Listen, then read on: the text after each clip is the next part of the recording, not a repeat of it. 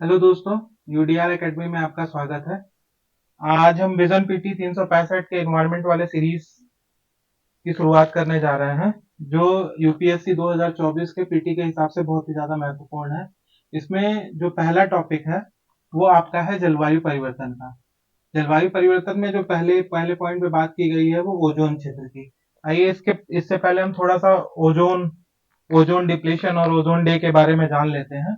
तो ozone day जो है वो 16 सितंबर को मनाया जाता है, ओजोन दिवस के रूप में 16 सितंबर को मनाया जाता है। और इस बार की जो थीम है 2023 की जो थीम है वो है मॉन्ट्रियल प्रोटोकॉल।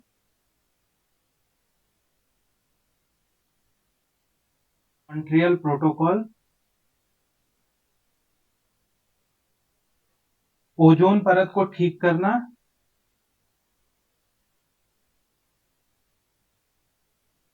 ओजोन परत को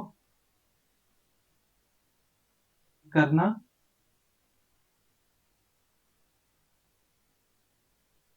और जलवायु परिवर्तन को कम करना।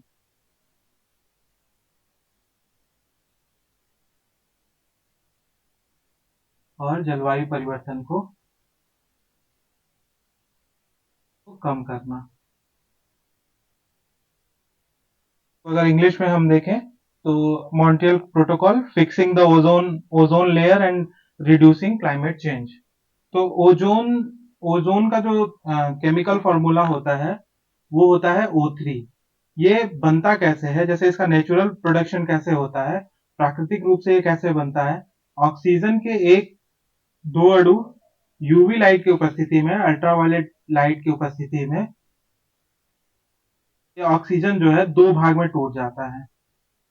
ठीक, फिर ये टूटा हुआ भाग ऑक्सीजन के दो अणु से ऑक्सीजन के एक अणु मिलके ओजोन का निर्माण करते हैं। अब नेचुरल डिस्ट्रक्शन कैसे होता है, ये तो हो गया प्रोडक्शन का। ठीक है, कि ओजोन का प्रोडक्शन हो गया ये। अब डिस्ट्रक्शन कैसे होता है, मतलब ये टूटता कैसे है। टूटता ये ऐसे है कि ये जो नेचुरल नेचुरल प्रोडक्शन के हिसाब से जो ओजोन बना था, ये यूवी लाइट की उपस्थिति में एक ऑक्सीजन के अणु प्लस दो ऑक्सीजन के अणु में ये टूट जाता है। फिर ये जो है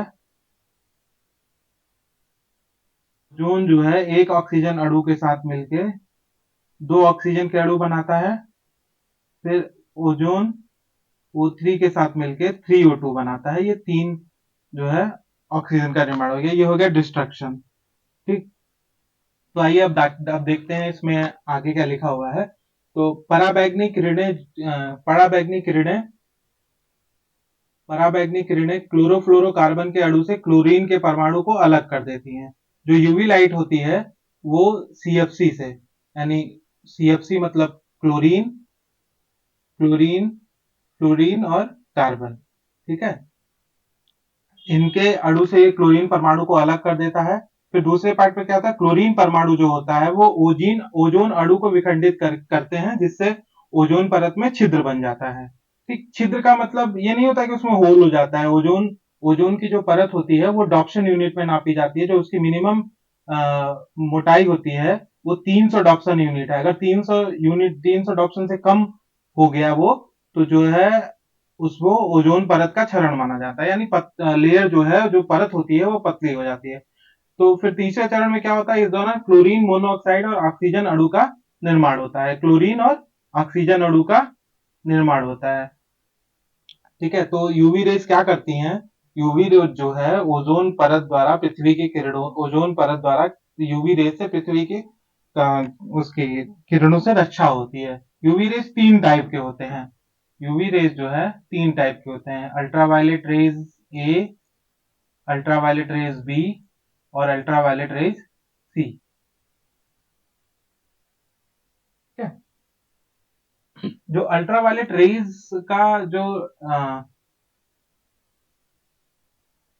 जो तरंग दैर्घ्य होती है, जो अल्ट्रावायलेट रेज की तरंग दैर्घ्य होती है वो आपके दृश्य प्रकाश से कम, दृश्य प्रकाश से मतलब जो प्रकाश हम देख सकते हैं विजुअल, दृश्य प्रकाश से कम, लेकिन एक्स रेज जो होती हैं उनसे ज्यादा होती हैं। जो इनका तरंग दैर्घ्य है अल्ट्रावायलेट रेज का वो 10 मिली माइक्रोन से लेके 400 मिली माइक्रोन के बीच होता है। ठीक है, तो ये दृश्य प्रकाश से कम और एक्सरे से ज्यादा होती है। अब आइए थोड़ा सा देखते हैं ओजोन छिद्र के बारे में क्या क्या है।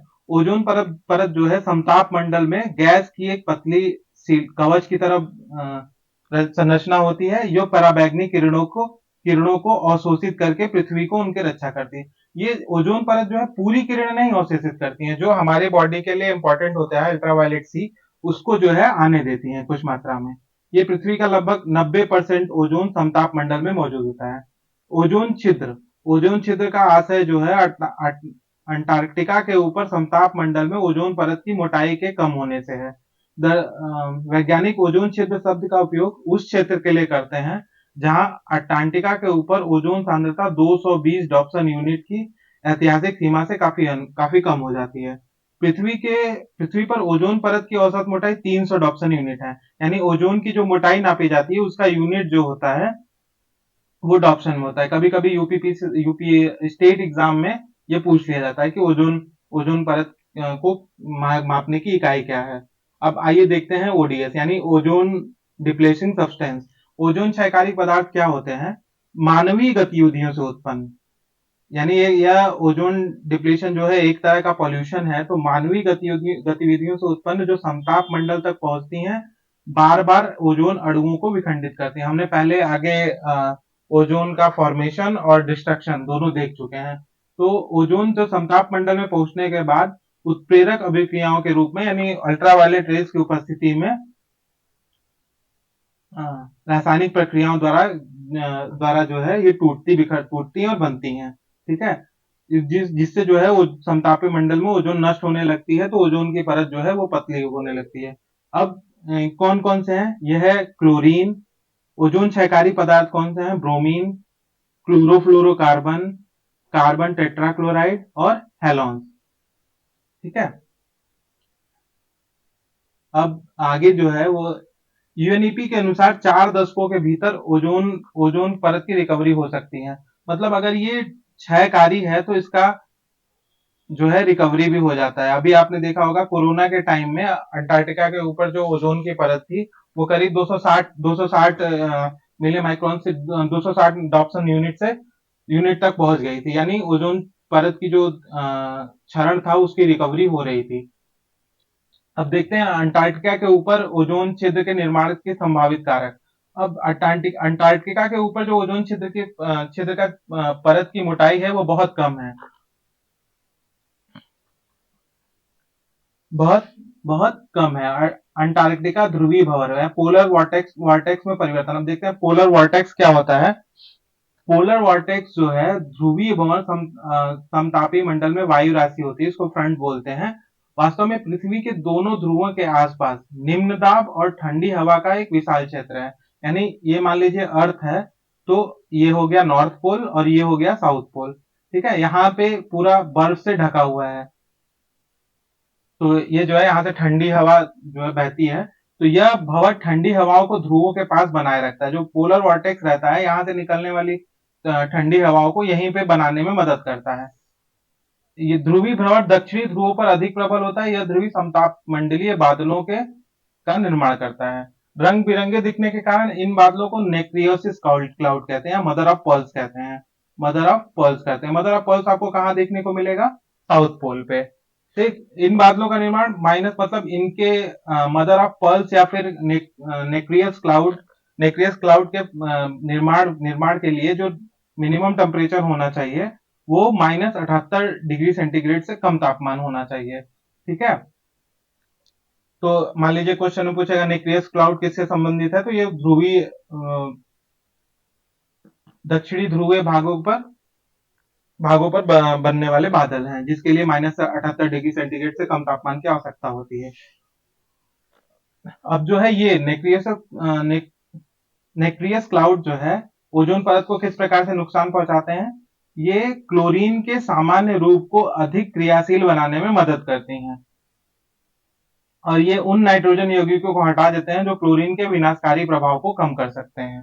ठीक है, तो नाइट्रोजन क्या करता है? ओजोन परत के क्षरण को कम करने में सहायता प्रदान करता है। सौर चक्र परिवर्तन। सौर चक्र परिवर्तन भी जो है ओजोन परत को प्रभावित करता है। ठीक है। अब अब जो है ज्वालामुखी उद्गार का ओजोन परत पर प्रभाव।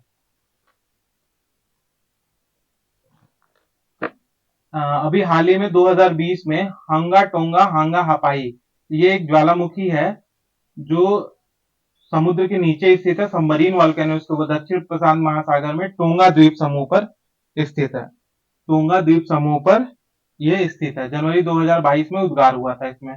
और ऊपर मैंने 2020 बोला था, ये 2022 में उद्गार हुआ था। इससे पहले जो 1991 में फिलीपींस के माउंट पिनाटिबो ज्वालामुखी में उद्गार से भी ओजोन का क्षरण हुआ था।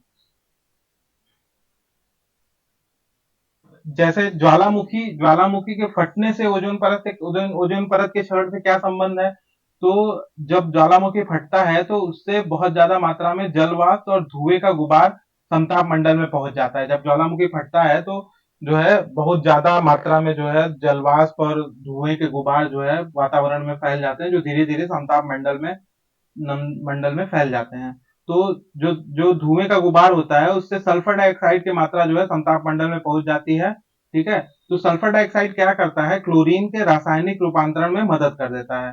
जो सल्फर डाइऑक्साइड गैस होती है क्लोरीन के रासायनिक रूपांतरण में मदद कर देता है, तो इससे जो है जो क्रिया होती है ओजोन परत के क्षरण की, वो क्रिया बहुत ही ज्यादा तेज हो जाती है।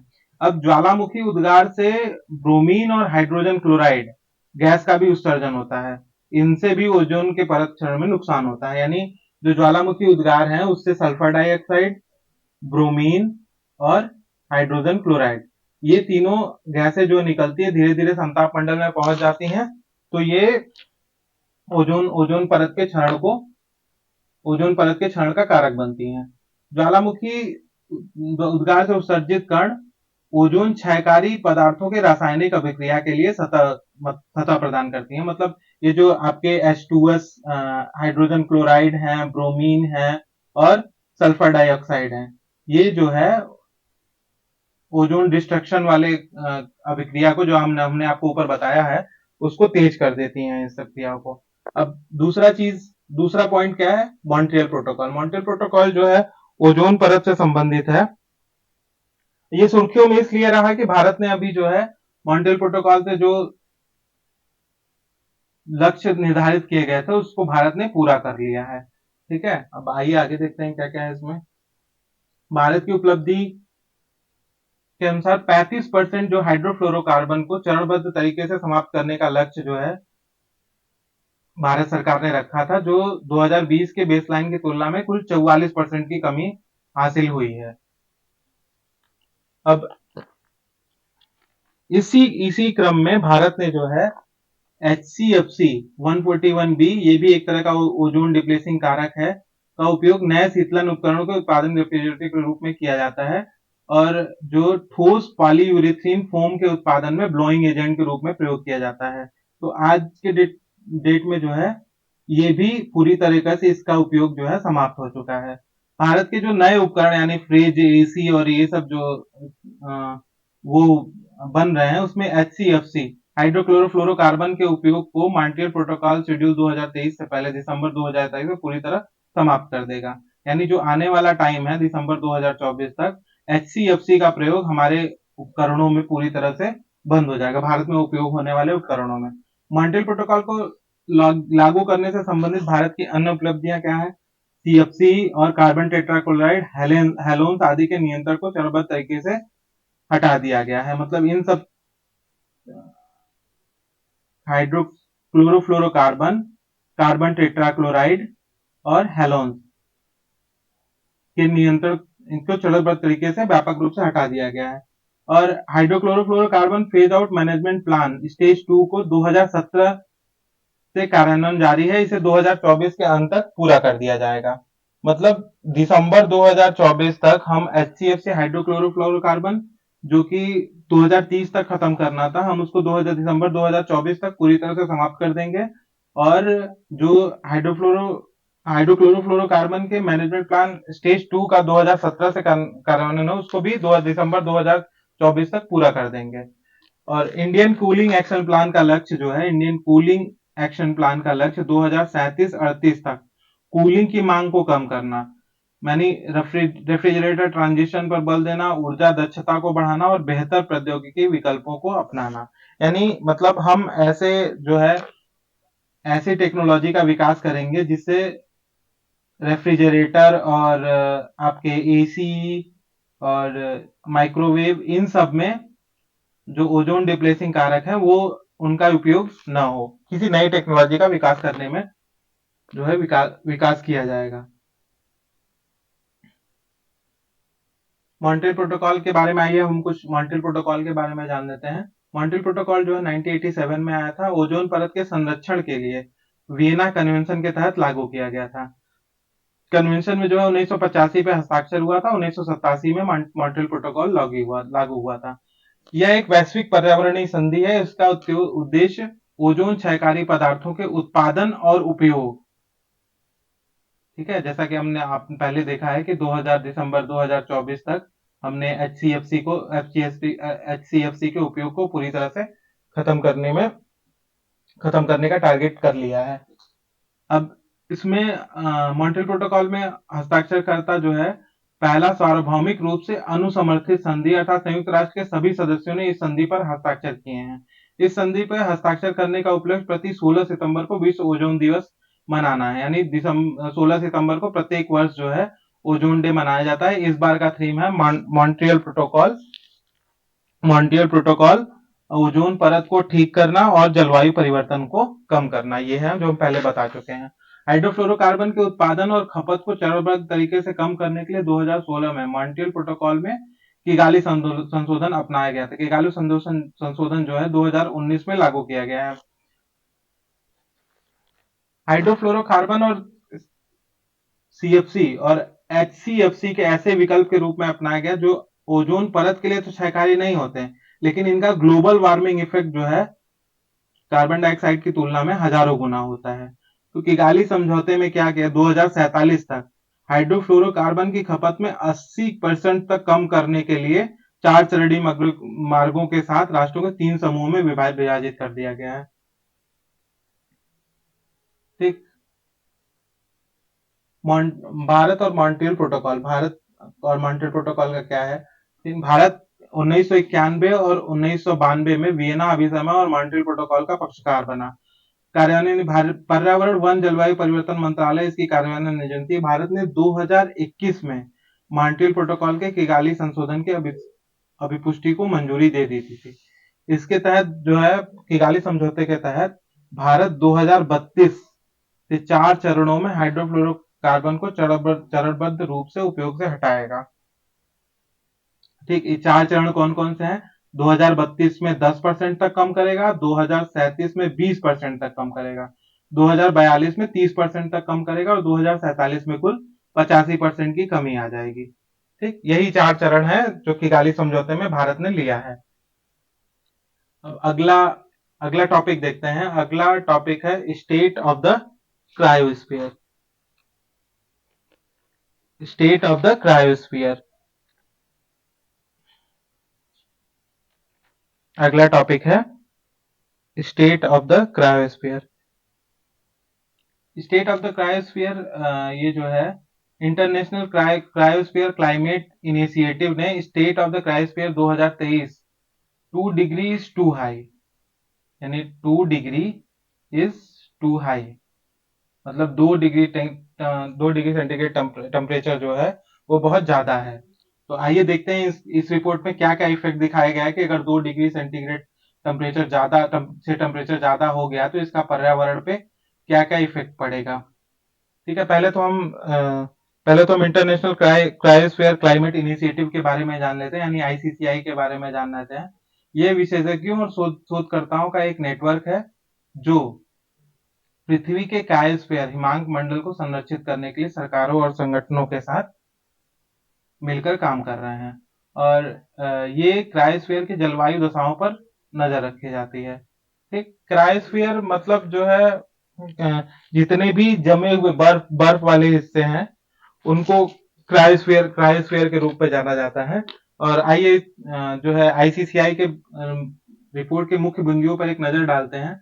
इसमें कहा गया कि यदि तापमान में 2 डिग्री सेल्सियस तक की वृद्धि हुई तो क्या होगा उससे, सभी उष्णकटिबंधीय ग्लेशियर, अधिकतम मध्य अक्षांशीय ग्लेशियर और ध्रुवीय क्षेत्र लुप्त हो जाएंगे। यानी 2 डिग्री सेंटीग्रेड टेम्परेचर बढ़ने से जो है ये उष्णकटिबंधीय ग्लेशियर और मध्य अक्षांशीय ग्लेशियर और ध्रुवीय क्षेत्र पे जो बर्फे हैं वो पिघल जाएंगी। उससे क्या होगा कि जो है समुद्र का स्तर बढ़ने लगेगा, जलवायु परिवर्तन होगा, पोलर बियर और प्राउंस खत्म हो जाएंगे। तो वैश्विक औसत तापमान में 2 डिग्री सेंटीग्रेड तक की बढ़ोतरी होती है तो हिमालय क्षेत्र में मौजूदा जो हिमालयन रीजन में बर्फ है उसमें मौजूदा 50% का हिस्सा पिघलने लगेगा। पिछले दशक में ध्रुवीय क्षेत्रों में बर्फ के पिघलने में सबसे 7 खराब वर्ष दर्ज किए हैं। ठीक है, तो अब आइए क्रायोस्फीयर के बारे में जान लेते हैं। जैसे हम पहले ही बता चुके हैं कि पृथ्वी पर जितना भी जमा हुआ जल है उसी को क्रायोस्फीयर के रूप में जाना जाता है। ठीक है, तो पृथ्वी पर जमे हुए जल, बर्फ और हिम के सभी क्षेत्रों को क्रायोस्फीयर कहते हैं। वैस अब इसका क्रायोस्फीयर का जलवायु पे क्या भूमिका होता है, जैसे पहले देख चुके हैं 2 डिग्री सेंटीग्रेड से अगर टेम्परेचर ज्यादा हुआ तो जितने भी क्रायोस्फीयर हैं वो पिघल जाएंगे। अगर 2047 तक 2% से कम नहीं हुआ तो हिमालय की 50% बर्फ जो है वो पिघल जाएगी। उच्च एल्बिडो के कारण क्रायोस्फीयर पृथ्वी के तापमान को नियंत्रित करने में मदद करता है। ठीक, एल्बिडो प्रकाश का वह भाग होता है जो पृथ्वी की सतह परिवर्तित करती है, यानी सूर्य की किरणों को जो है परावर्तित करने की क्रिया को एल्बिडो कहते हैं। अब देखते हैं कार्बन भंडारण क्या होता है। क्रायोस्फीयर शब्द जो है वो ग्रीक वर्ड है। ग्रीक वर्ड क्रायोस से बना होता है। क्रायोस, जिसका मतलब होता है जमा हुआ।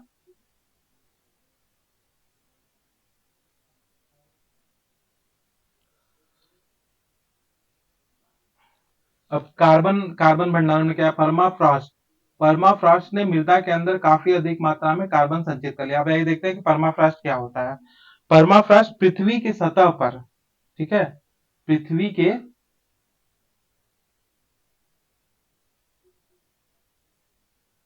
पृथ्वी के सतह पर या उसमें नीचे स्थायी रूप से, या उसके नीचे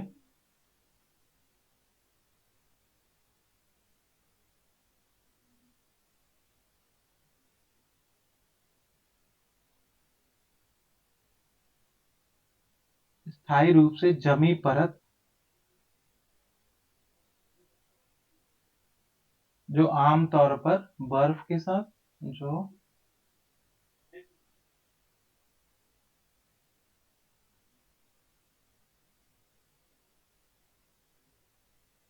जो आमतौर पर बर्फ के साथ जमी होती है, यानी मिट्टी विट्टी बालू ये सब जो है बर्फ के साथ जम जाती है। तो ज्यादातर जो परमाफ्रॉस्ट क्षेत्र हैं वो आर्कटिक क्षेत्र में पाए जाते हैं। ज्यादातर परमाफ्रॉस्ट कहाँ पाए जाते हैं, परमाफ्रॉस्ट जो है वो आर्कटिक क्षेत्र में पाए जाते हैं। आर्कटिक क्षेत्र में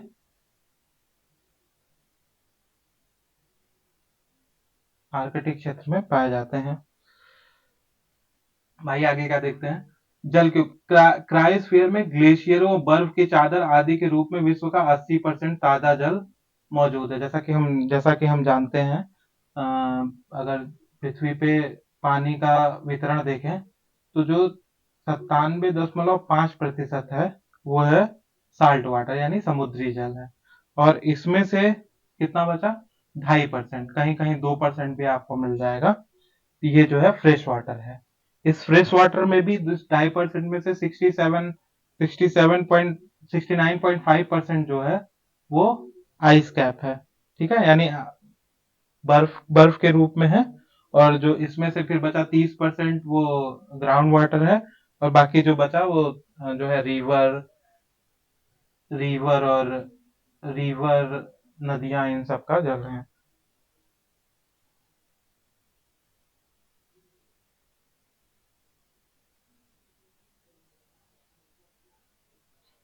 अ, ठीक है, तो फिर हम चलते हैं, आगे चलते हैं।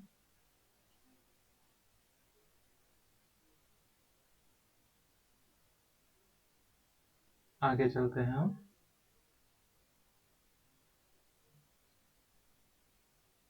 यहाँ एक पॉइंट दिया हुआ है। कि वाडिया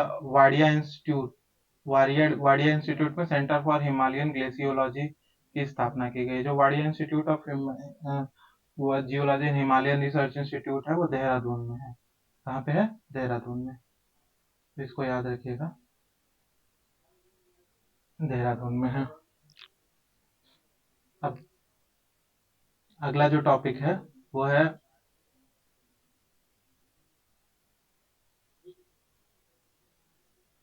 पश्चिमी अंटार्कटिका में पश्चिमी अंटार्कटिका में हिम का पिघलना ice melt in West Antarctica.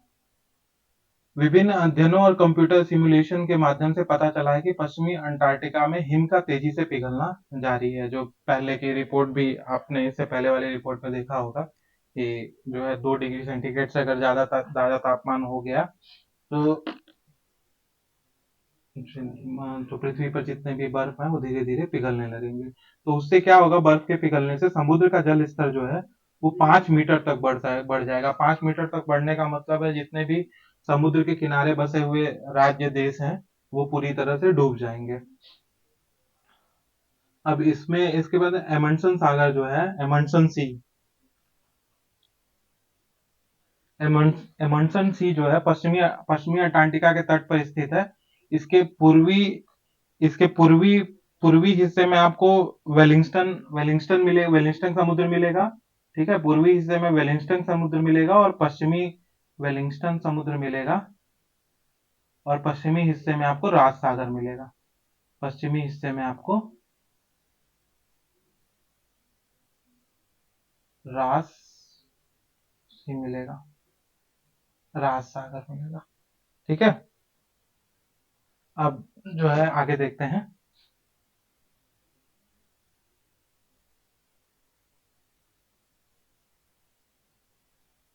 इसके पिघलने का अनुक्रम कैसे कैसे होता है कि इससे पहले जो है हम जान लेते हैं कि ग्लेशियर ग्लेशियर और आइस सेल्फ और आइस आइस शीट क्या होते हैं। तो जो ग्लेशियर होता है वो घनी बर्फ का निरंतर पिंड जो लगातार अपने वजन के नीचे घूम रहा है।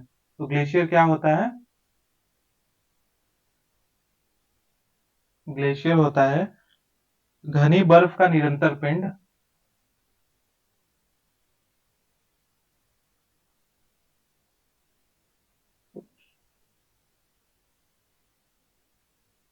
घनी बर्फ का निरंतर पिंड जो लगातार अपने वजन के नीचे घूम रहा है।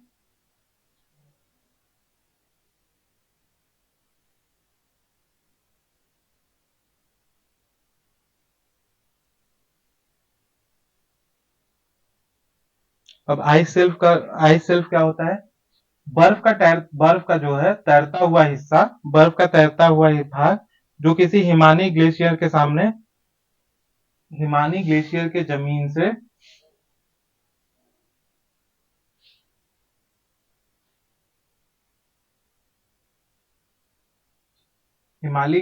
के जमीन से सतह पर जाने से बनता है। ठीक है, और आइस सेल्फ जो होते हैं वो अंटार्कटिका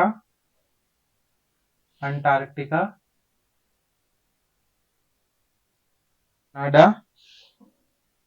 और ग्रीनलैंड में, केवल ग्रीनलैंड में ही मिलते हैं। ठीक है, तो आइस सेल्फ केवल कहाँ कहाँ मिलते हैं? अंटार्कटिका, कनाडा और ग्रीनलैंड, इन्हीं 3 जगह पे आइस सेल्फ मिलते हैं। अब आइए देखते हैं आइस के पिघलने का अनुक्रम निम्नलिखित का अनुसरण करते हैं। हिम के पिघलने से ग्राउंडिंग लाइन पीछे हट जाती है।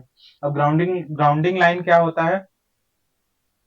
वह बिंदु जहां ग्लेशियर और आइस सेल्फ का संपर्क आधार तल से समाप्त हो जाता है और उसका समुद्र में तैरना आरंभ होता है, उसे ग्राउंडिंग लाइन कहते हैं। तो संपूर्ण ग्राउंडिंग लाइन के पास तैरती बर्फ जो है महासागरीय गतिविधियों का सामना करने में सक्षम नहीं रह जाती है।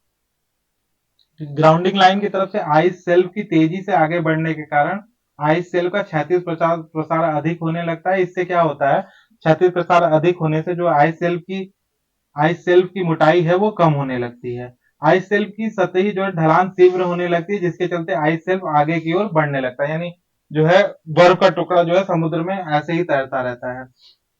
महासागर की दिशा में आइस शीट के तीव्र प्रवाह के कारण आइस शीट के नीचे से भी बर्फ पतली होने लगती है, इससे समुद्र में जल स्तर में वृद्धि हो जाती है। तो समुद्र स्तर में जो है, समुद्र के जल स्तर में जो है वृद्धि हो जाती है। अंटार्कटिका सुरक्षा के लिए वैश्विक प्रयास। अब आइए देखते हैं अंटार्कटिका में ये जो बर्फ को पिघलने से रोकने के लिए क्या क्या प्रयास किए गए हैं। तो 1959 में अंटार्कटिका संधि संधि पर हस्ताक्षर हुए थे, जिसका उद्देश्य था कि अंटार्कटिका को विसैन्यीकृत करना, अंतरराष्ट्रीय वैज्ञानिक सहयोग को बढ़ावा देना। भारत भी इस संधि का पक्षकार है। अंटार्कटिका सील्स के संरक्षण के लिए 1972 में एक अभिसमय लाया गया था। अंटार्कटिका समुद्री सजीव संसाधनों के संरक्षण पर अभिसमय 1982 को अपनाया गया है। भारत ने भी इसका अनुसमर्थन किया है। अंटार्कटिका संधि के लिए पर्यावरण संरक्षण पर प्रोटोकॉल यानी मैड्रिड प्रोटोकॉल 1991 में लागू किया गया था। ठीक है, तो अगर क्वेश्चन आए कि मैड्रिड प्रोटोकॉल किससे संबंधित है, तो मैड्रिड प्रोटोकॉल जो है अंटार्कटिका संधि के लिए पर्यावरण संरक्षण पर एक प्रोटोकॉल है। भारत इसका हस्ताक्षर करता राष्ट्र है। ठीक, इसलिए ये और ज्यादा इंपॉर्टेंट हो जाता है। भारतीय अटलांटिक कार्यक्रम 1981 में शुरू हुआ था। भारत ने भी जो है अपने अंटार्कटिका में शोध के कार्यक्रम को शुरू किया था। इसके तहत इसने दक्षिणी गंगोत्री में 1983 में तिरासी, और मैत्री जो है 1988, और भारती 2012 में 3 बेस स्टेशन स्थापित किए थे अंटार्कटिका में। इसमें से मैत्री और भारती अभी पूरी तरह से कार्यरत हैं। दक्षिणी गंगोत्री जो है बंद हो चुका है। ठीक, अब इसमें आगे देखते हैं।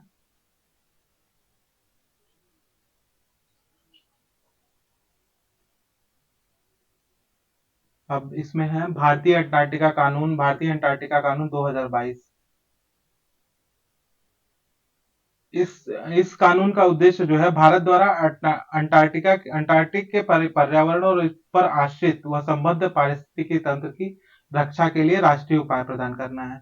यह कानून अंटार्कटिक संधि, अंटार्कटिक समुद्री संजीव संसाधनों के संरक्षण पर अभिसमय और अंटार्कटिक संधि के लिए पर्यावरण संरक्षण पर प्रोटोकॉल को प्रभावी बनाने का प्रयास करता है। इस कानून के मुख्य प्रावधान निम्नलिखित हैं।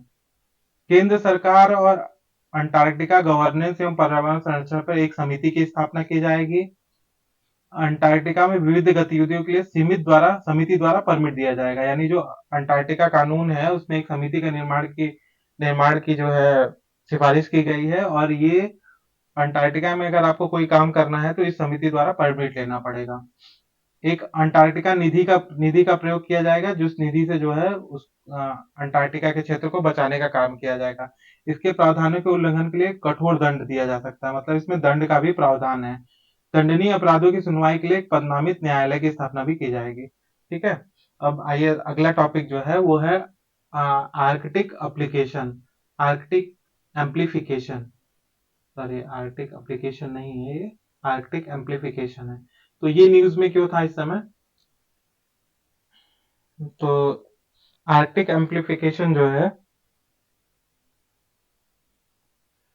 ये विश्व मौसम विज्ञान संगठन के द्वारा एक जो है रिपोर्ट आई है। इसमें आर्कटिक क्षेत्र वैश्विक औसत की तुलना में कम से कम दोगुना गर्म हो गया है।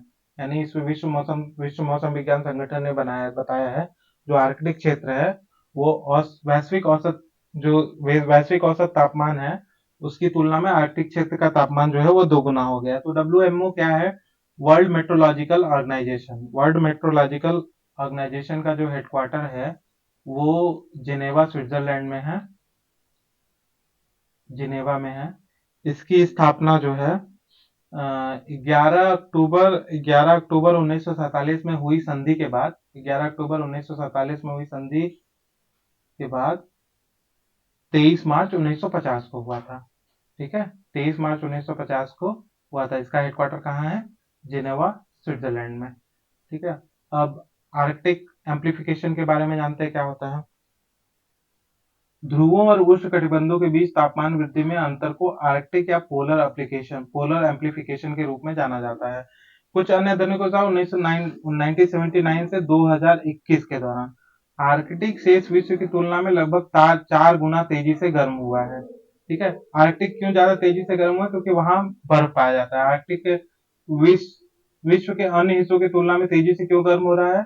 क्यों? क्योंकि आर्कटिक की तुलना में पोलर एम्प्लीफिकेशन अधिक हो रहा है।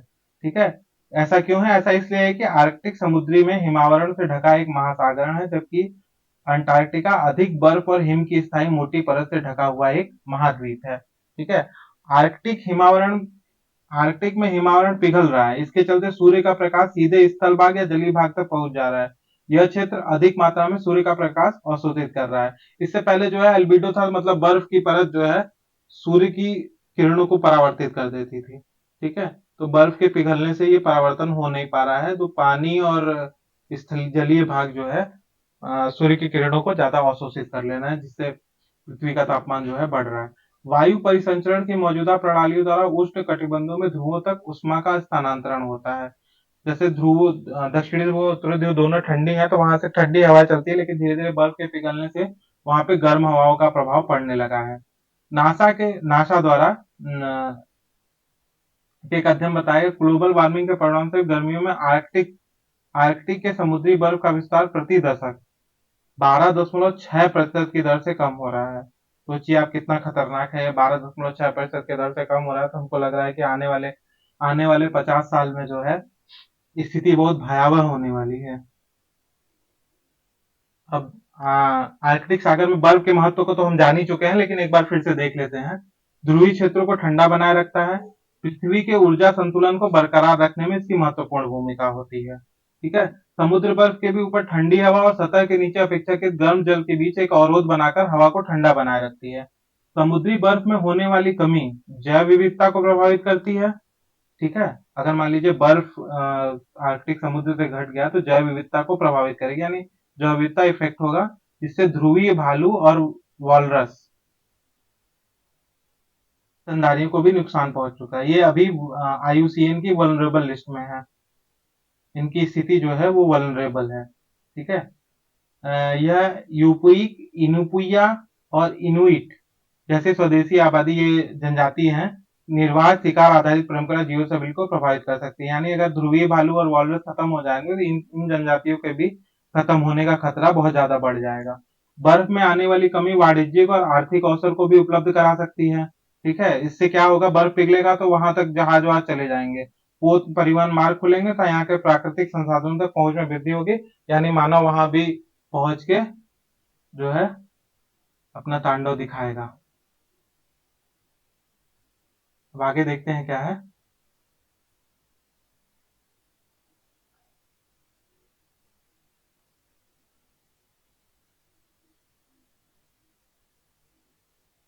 अब आइए देखते हैं ब्लू ब्लू ओशन इवेंट क्या है। ब्लू ओशन इवेंट है जो है, यह आर्कटिक महासागर का बर्फ का मुक्त क्षेत्र 1 मिलियन वर्ग किलोमीटर से भी कम हो जाता है। ठीक है, अगर आर्कटिक महासागर में बर्फ युक्त क्षेत्र जो है 1 मिलियन वर्ग किलोमीटर से भी कम हो जाएगा, तो इसे ब्लू ओशन इवेंट कहते हैं।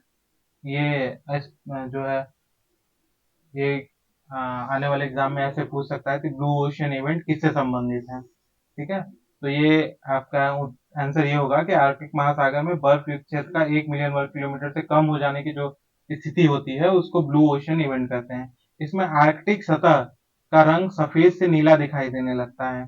इसका तात्पर्य है कि एक ऐसे परिदृश्य को प्रकट करता है जहां आर्कटिक में समुद्री बर्फ इस सीमा तक पिघल जाती है, वह केवल छोटे या बिखरे बर्फ के टुकड़ों को दिखाई देते हैं।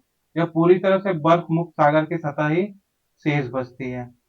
यानी अगर जो है आर्कटिक क्षेत्र में बर्फ युक्त क्षेत्र जो है 1 मिलियन वर्ग किलोमीटर से भी कम हो जाएगा, तो उस स्थिति को, उस अवधारणा को जो है ब्लू ओशन इवेंट बोलेंगे। तो इससे क्या होगा, अगर 1 मिलियन वर्ग किलोमीटर से कम हो गया तो अंतरिक्ष में परावर्तित सूर्य के प्रकाश की मात्रा भी कम हो जाती है।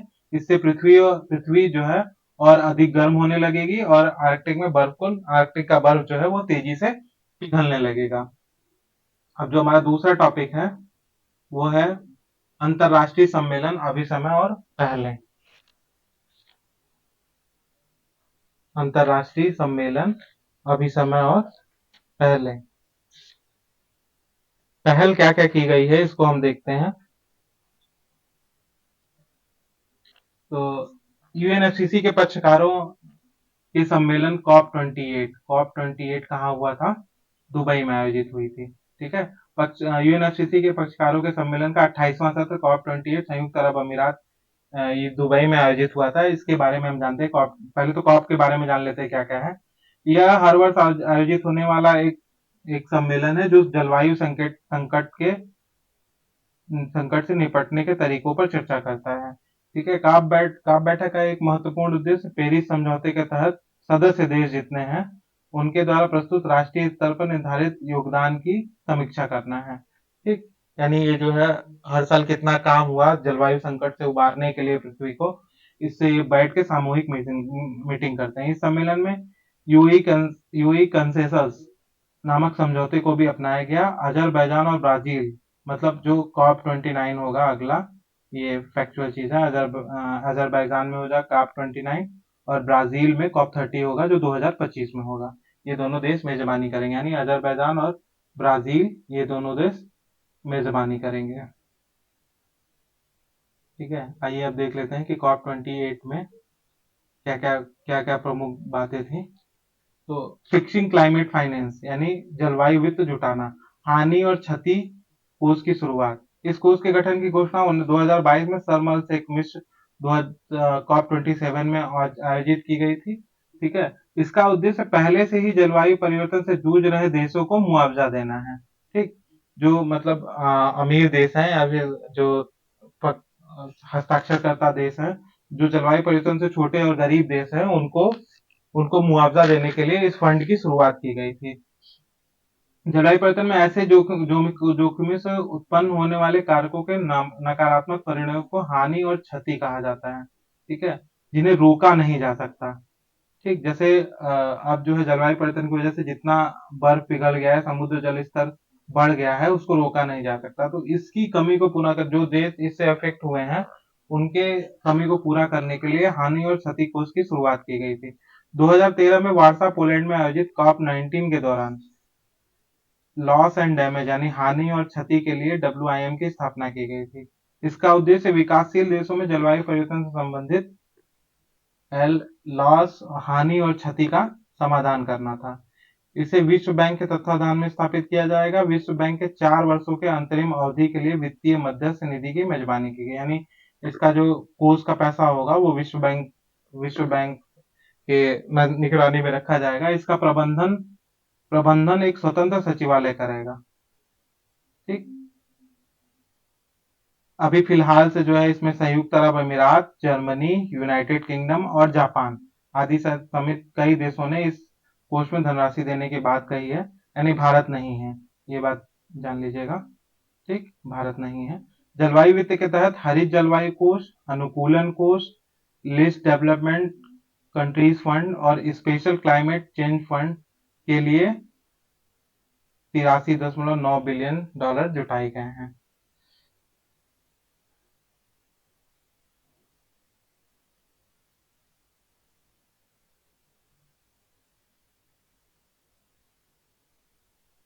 अब लोगों उनके जीवन एवं आजीविका पर ध्यान केंद्रित करना। तो COP28 में जो है एक महत्वपूर्ण मुद्दा था कि लोगों के जीवन और उनकी आजीविका पर ध्यान केंद्रित करना। शर्म Sheikh adaptation agenda SAA। COP28 में कृषि, खाद्य और जलवायु पर संयुक्त अरब अमीरात घोषणा पत्र जारी किया गया है, जो है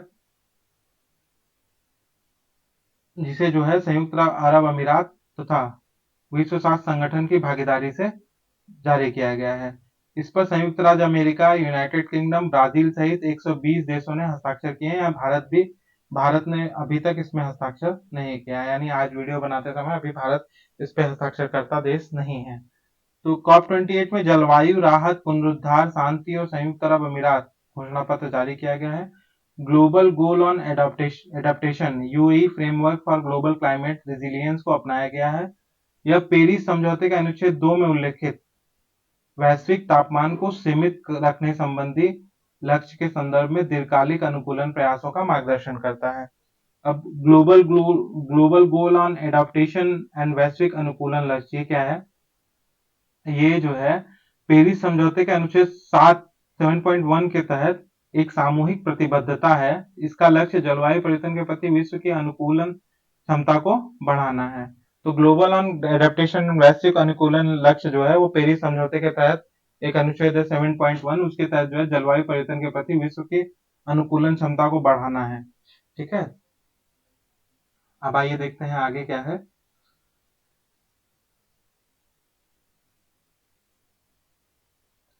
आगे जो जो तीसरा प्रमुख स्तंभ है वो है पूरी समावेशिता के साथ हर पक्ष को शामिल करना। ठीक, पूरी समावेशिता के साथ हर पक्ष को शामिल करना। COP28 gender responsive just transition and climate action partnership को लॉन्च किया गया है। COP28 में gender responsive trust just transition and climate action partnership को लॉन्च किया गया है। कॉप प्रेसिडेंसी और युवा हितधारकों के बीच मौजूद अंतराल को दूर करने के लिए युवा जलवायु चैंपियन की नियुक्ति की जाएगी। ठीक है, अब COP28 में बहुत सारी रिपोर्ट जारी की गई थी। आइए देखते हैं वो कौन कौन सी रिपोर्ट थी और उनके महत्वपूर्ण पॉइंट क्या क्या है।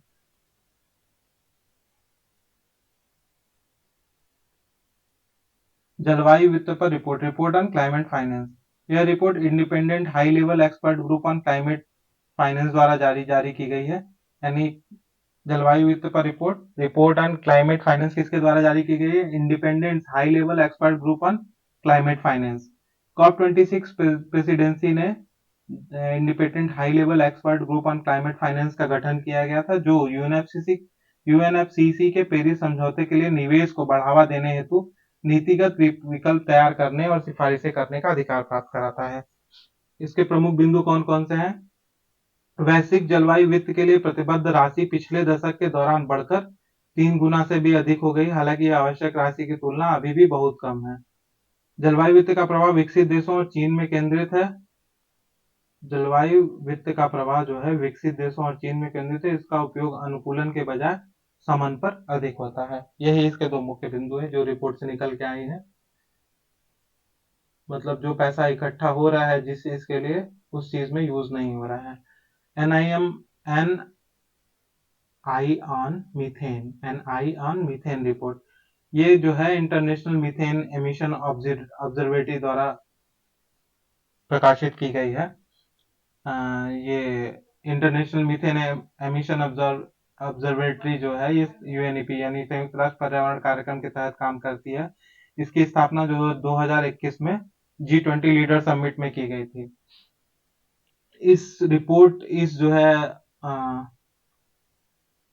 इस ऑब्जर्वेटरी का मुख्य काम जो है नीति निर्माताओं को मीथेन उत्सर्जन को ट्रैक करने और उसकी निगरानी करने के लिए कार्यवाही की एक रूपरेखा प्रदान करना है। इससे वो मीथेन के शमन के लिए लक्षित और महत्वाकांक्षी उपायों को योजना बनाने में सक्षम हो पाते हैं। जलवायु परिवर्तन, अब अगला पॉइंट देते हैं, जलवायु परिवर्तन और संयुक्त राष्ट्र फ्रेमवर्क कन्वेंशन के बारे में जान लेते हैं। ये एक अंतरराष्ट्रीय पर्यावरण संधि है। इसका उद्देश्य ग्लोबल वार्मिंग को रोकना है। किसको रोकना है? ग्लोबल वार्मिंग को रोकना तथा ग्रीन हाउस गैसों के उत्सर्जन को कम करना है। ग्लोबल वार्मिंग और ग्रीन हाउस गैसों के उत्सर्जन को कम करना है। इसका उत्पत्ति कैसे हुई थी? पर्यावरण और विकास पर संयुक्त राष्ट्र सम्मेलन ने 1992 में हस्ताक्षर किया गया था, जिसे पृथ्वी शिखर सम्मेलन के नाम से जाना जाता है। इसी सम्मेलन के दौरान यूएनएफसीसी की उत्पत्ति हुई थी। ठीक, तो संयुक्त राष्ट्र framework convention, United nation framework convention on climate change का जो सचिवालय है वो कहाँ है? बॉन, जर्मनी में है। इसके सदस्य जो है 197 पक्षकार है, भारत भी इसका पक्षकार है। इसमें इसके प्रमुख समझौते कौन कौन से यूएनएफसीसी के? पेरिस समझौता 2015 जो बहुत ही महत्वपूर्ण है। पेरिस समझौते के बारे में जानते हैं, इसे 2015 में अपनाया गया था। ठीक है, और सबसे महत्वपूर्ण बात यह है कि ये कानूनी रूप से बाध्यकारी है। ठीक, वैश्विक औसत तापमान में वृद्धि को पूर्व औद्योगिक स्तर से 2 डिग्री सेंटीग्रेड से नीचे बनाए रखना। इससे पहले भी हम देख चुके हैं कि 2 डिग्री सेंटीग्रेड से अगर टेम्परेचर ज्यादा हो गया तो उसका क्या क्या भयावह स्थिति हो सकती है। तापमान वृद्धि को 1.5 डिग्री सेंटीग्रेड तक सीमित रखना, मतलब 2 डिग्री से ज्यादा नहीं होने देना है और 1.5 डिग्री बनाए रखना है। यही मेन लक्ष्य है पेरिस समझौते का। फिर आता है इसमें यूएनएफसीसी के इसमें क्योटो प्रोटोकॉल। क्योटो प्रोटोकॉल कब अपनाया गया था? 1997 में या 2005 में लागू हुआ था। यह औद्योगिकृत देशों और संक्रमणशील अर्थव्यवस्थाओं में अपने अपने सहमत लक्ष्यों के अनुसार जीएचजी यानी ग्रीन हाउस गैस के उत्सर्जन को सीमित व कम करने हेतु प्रतिबद्ध करता है। इसके तहत निर्धारित प्रतिबद्धताएं 2022 तक समाप्त हो चुकी है। यानी क्योटो प्रोटोकॉल की जो प्रतिबद्धता थी वो 2020 तक समाप्त हो चुकी है। अन्य पहले देख लेते हैं क्या क्या है यूएनएफसीसी में। यूएनएफसीसी के सचिवालय ने momentum for change climate neutral now को लॉन्च किया है। Momentum for change climate neutral now, यह इस पहल में व्यक्तियों, कंपनियों और सरकार से 3 चरणों की सहायता से क्लाइमेट न्यूट्रलिटी का प्राप्त करने का आग्रह किया जाएगा। इन 3 चरणों में शामिल है क्लाइमेट फुटप्रिंट को नापना, उत्सर्जन को कम करना और इसे ऑफसेट करना। तो क्या क्या चरण है? क्लाइमेट फुटप्रिंट को नापना, उत्सर्जन को कम करना और इसे ऑफसेट करना। अब क्लाइमेट न्यूट्रलिटी क्या होती है? क्लाइमेट न्यूट्रलिटी उन उत्सर्जनों को संतुलित करके net zero green house gas उत्सर्जन प्राप्त करने का विचार है जो ग्रह के प्राकृतिक अवशोषण के माध्यम से हटाए गए उत्सर्जन के बराबर या उससे कम हो। क्लाइमेट फुटप्रिंट, अब क्लाइमेट फुटप्रिंट क्या है? मानवीय गतिविधियों द्वारा उत्सर्जित ग्रीन हाउस गैस की वायुमंडल में कुल मात्रा क्या है? ये क्लाइमेट फुटप्रिंट है। अब आइए देखते हैं यूएनएफसीसी द्वारा कौन कौन सी रिपोर्ट जारी की जाती है। ग्लोबल स्टॉक टेक पर तकनीकी रिपोर्ट, technical report on the global stocktake. Global stocktake ऐसी प्रक्रिया है जिसके माध्यम से सभी पक्षकार देश पेरिस समझौते के लक्ष्यों को पूरा करने की दिशा में हर 5 वर्ष में अपनी सामूहिक प्रगति का आकलन करते हैं। पेरिस समझौता क्या है? कि वैश्विक तापमान को 2 डिग्री सेंटीग्रेड से ज्यादा नहीं होने देना और 2 डिग्री सेंटीग्रेड से ज्यादा नहीं होना देना और 1.5 डिग्री सेंटीग्रेड तक बनाए रखना। ठीक है। ग्लोबल स्टॉक टेक जीएसटी के तहत पेरिस समझौते के सभी पक्षकारों से 8 कदमों का पालन करने का आह्वान किया गया है। 8 कदम ये कौन कौन से हैं? देखते हैं। 2030 तक वैश्विक स्तर पर नवीकरणीय ऊर्जा क्षमता को बढ़ाकर 3 गुना करना है। 2030 तक नवीकरणीय ऊर्जा को 3 गुना करना है। ऊर्जा दक्षता के वैश्विक औसत वार्षिक दर को सुधारकर 2 गुना करना है। ठीक है। और अनबेटेड कोयला आधारित ऊर्जा संयंत्रों को चरणबद्ध तरीके से बंद करना है। ठीक है।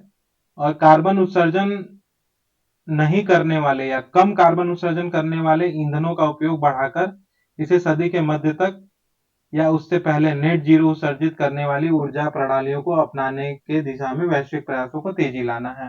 ठीक है। यानी स्वच्छ ऊर्जा का हम उपयोग करेंगे, पवन ऊर्जा, सौर ऊर्जा, ओशियन थर्मल एनर्जी, ऐसी टाइप की ऊर्जा प्रणालियों में जीवाश्म ईंधन के बजाय स्वच्छ ईंधन को अपनाने की राह में उचित, व्यवस्थित और न्यायसंगत तरीका अपनाया जाएगा।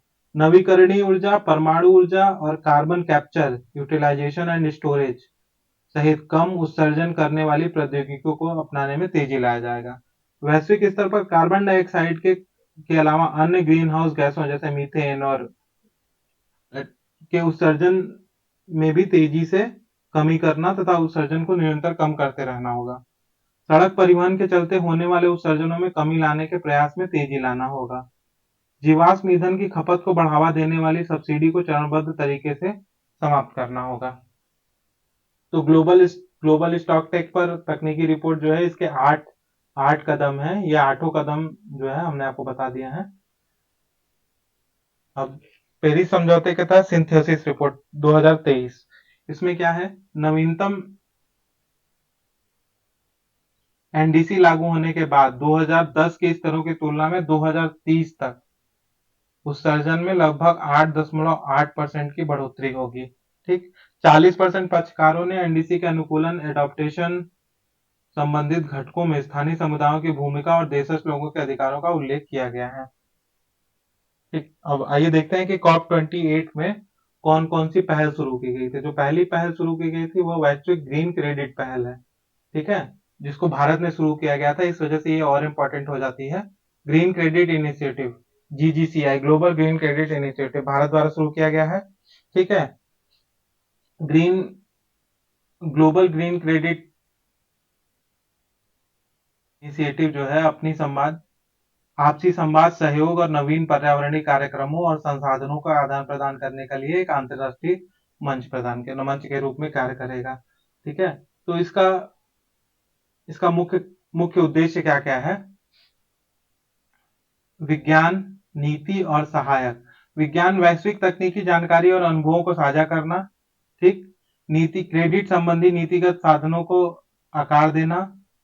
और सहायक कार्यान्वयन में एक साझी मूल्य श्रृंखला बनाना।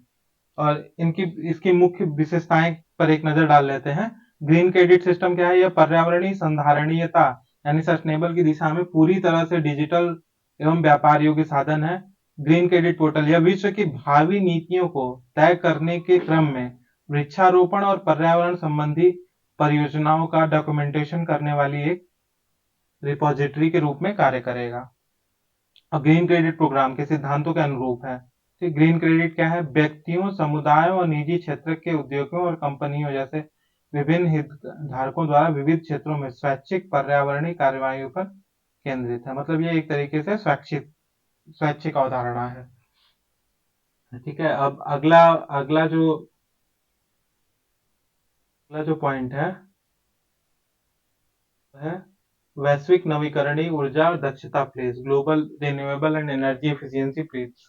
COP28 के दौरान 118 देशों ने इस पर संकल्प हस्ताक्षर किए। भारत इसका हस्ताक्षरकर्ता नहीं है।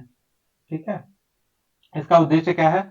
वैश्विक स्तर पर स्थापित नवीकरणीय ऊर्जा क्षमता को बढ़ाकर 3 गुना करना, अर्थात 11,000 गीगावाट करना है। 2030 तक वैश्विक ऊर्जा दक्षता में सुधार की औसत वार्षिक दर को 2 गुना अर्थात 4% से अधिक करना है। अभी कितना है? अभी 2% है। ठीक है, अनबेटेड कोयले से चलने वाली विद्युत संयंत्रों को चरणबद्ध तरीके से बंद करना है। ठीक, ये पेरिस समझौते के जो 8 कदम थे उसमें उसमें भी ये चीज मेंशन है कि अनबेटेड कोयले से चलने वाले विद्युत संयंत्र जो है उनको बंद किया जाएगा। अब अगला अगला पॉइंट कौन सा है? वैश्विक कूलिंग प्लेस।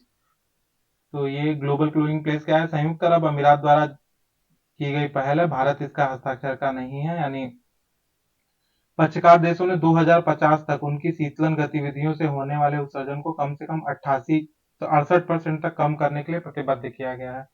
2030 तक कूलिंग की संधारणीय पद्धति की उपलब्धता को बढ़ाना है। नए एयर कंडीशनर की वैश्विक औसत दक्षता को 50% तक बढ़ाना है।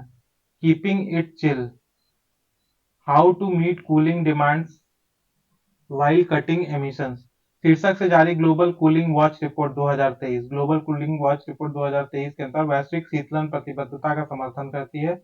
यह रिपोर्ट संयुक्त राष्ट्र यूएनईपी के नेतृत्व में कूल कोएलिशन ने जारी किया है। यूएनईपी के नेतृत्व में कूल कोएलिशन ने यह जारी किया है। तो जो COP28 में अगली रिपोर्ट आई है वो है oil and gas decarbonisation charter. तो दुनिया के 40% से अधिक तेल उत्पादन के लिए सामूहिक रूप से जिम्मेदार विश्व की 50 कंपनियों ने OGDC यानी oil and gas decarbonisation charter हेतु प्रतिबद्धता व्यक्त की है। इसमें क्या है? इसका उद्देश्य जो है जलवायु परिवर्तन से निपटने की कार्रवाई में तेजी लाना है। साथ ही तेल और गैस क्षेत्रकों को इस पर प्रभावी तरीके से लागू कर उच्च स्तरीय प्रभाव उत्पन्न कराना है। ठीक है, और यह ग्लोबल डिकार्बोनाइजेशन एक्सीलरेटर के तहत एक महत्वपूर्ण पहल है। ग्लोबल डिकार्बोनाइजेशन एक्सीलरेटर की शुरुआत जो है विश्व जलवायु कार्रवाई सम्मेलन में की गई थी। इसके 3 मुख्य स्तंभ हैं। पहला स्तंभ क्या है?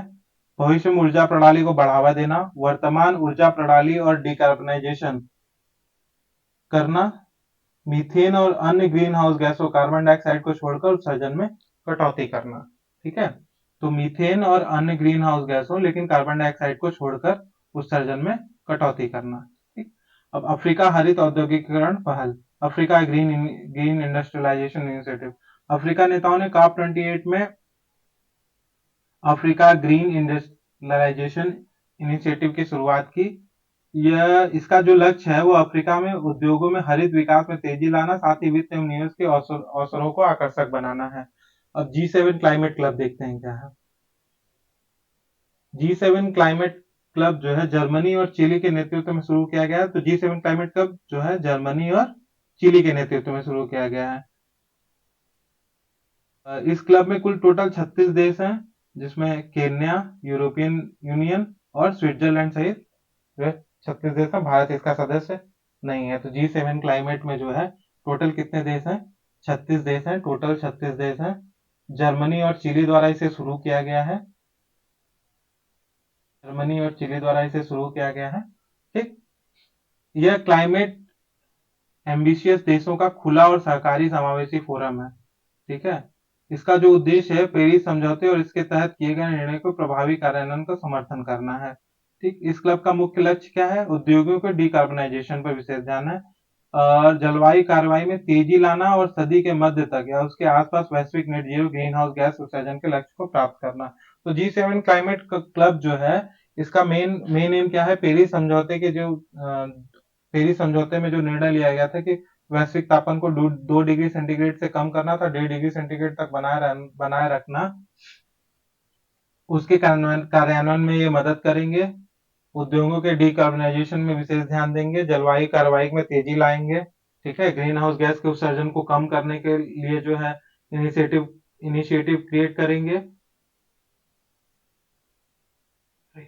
देखते हैं आगे क्या है।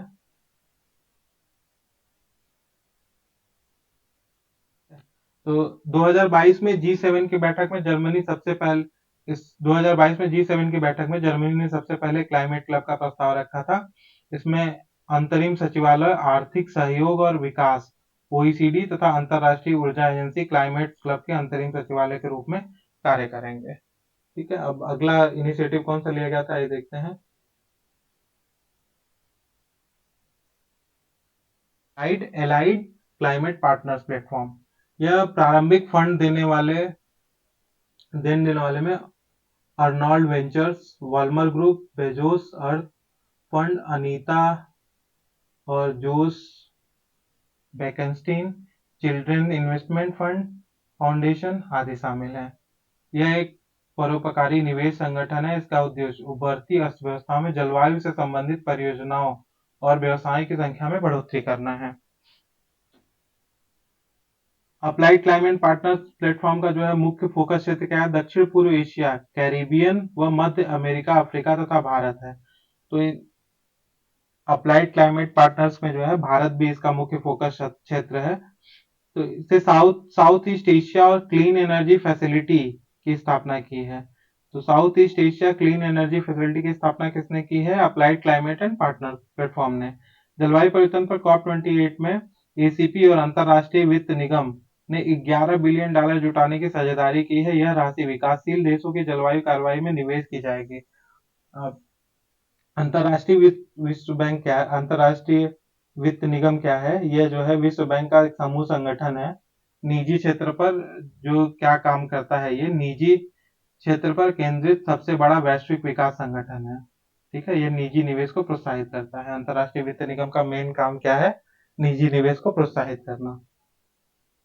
अब भी देखते हैं अल्टेरा फंड क्या है। COP28 में लिया गया इनिशिएटिव है अल्टेरा फंड। संयुक्त अरब अमीरात द्वारा स्थापित किया गया है। यह $30 बिलियन का क्लाइमेट फंड है। जलवायु परिवर्तन संबंधी कार्रवाई के लिए दुनिया का सबसे बड़ा निजी निवेश माध्यम बनाना है। 2030 तक न्यायपूर्ण जलवायु की प्रणाली का निर्माण करना है। ठीक है, 2000 इसके लिए जो है 2030 तक न्यायपूर्ण जलवायु वित्त प्रणाली के निर्माण करने के लिए $250 बिलियन की आवश्यकता होगी, उसको एकत्रित करना है। फोकस क्षेत्र इसका क्या है? एनर्जी ट्रांजिशन, औद्योगिक विकार्बनीकरण, संधारणीय आजीविका और जलवायु प्रौद्योगिकी का विकास। अब आइए देखते हैं भारत के परिप्रेक्ष्य में COP28 कैसा रहा, उसके बारे में कुछ बात कर लेते हैं।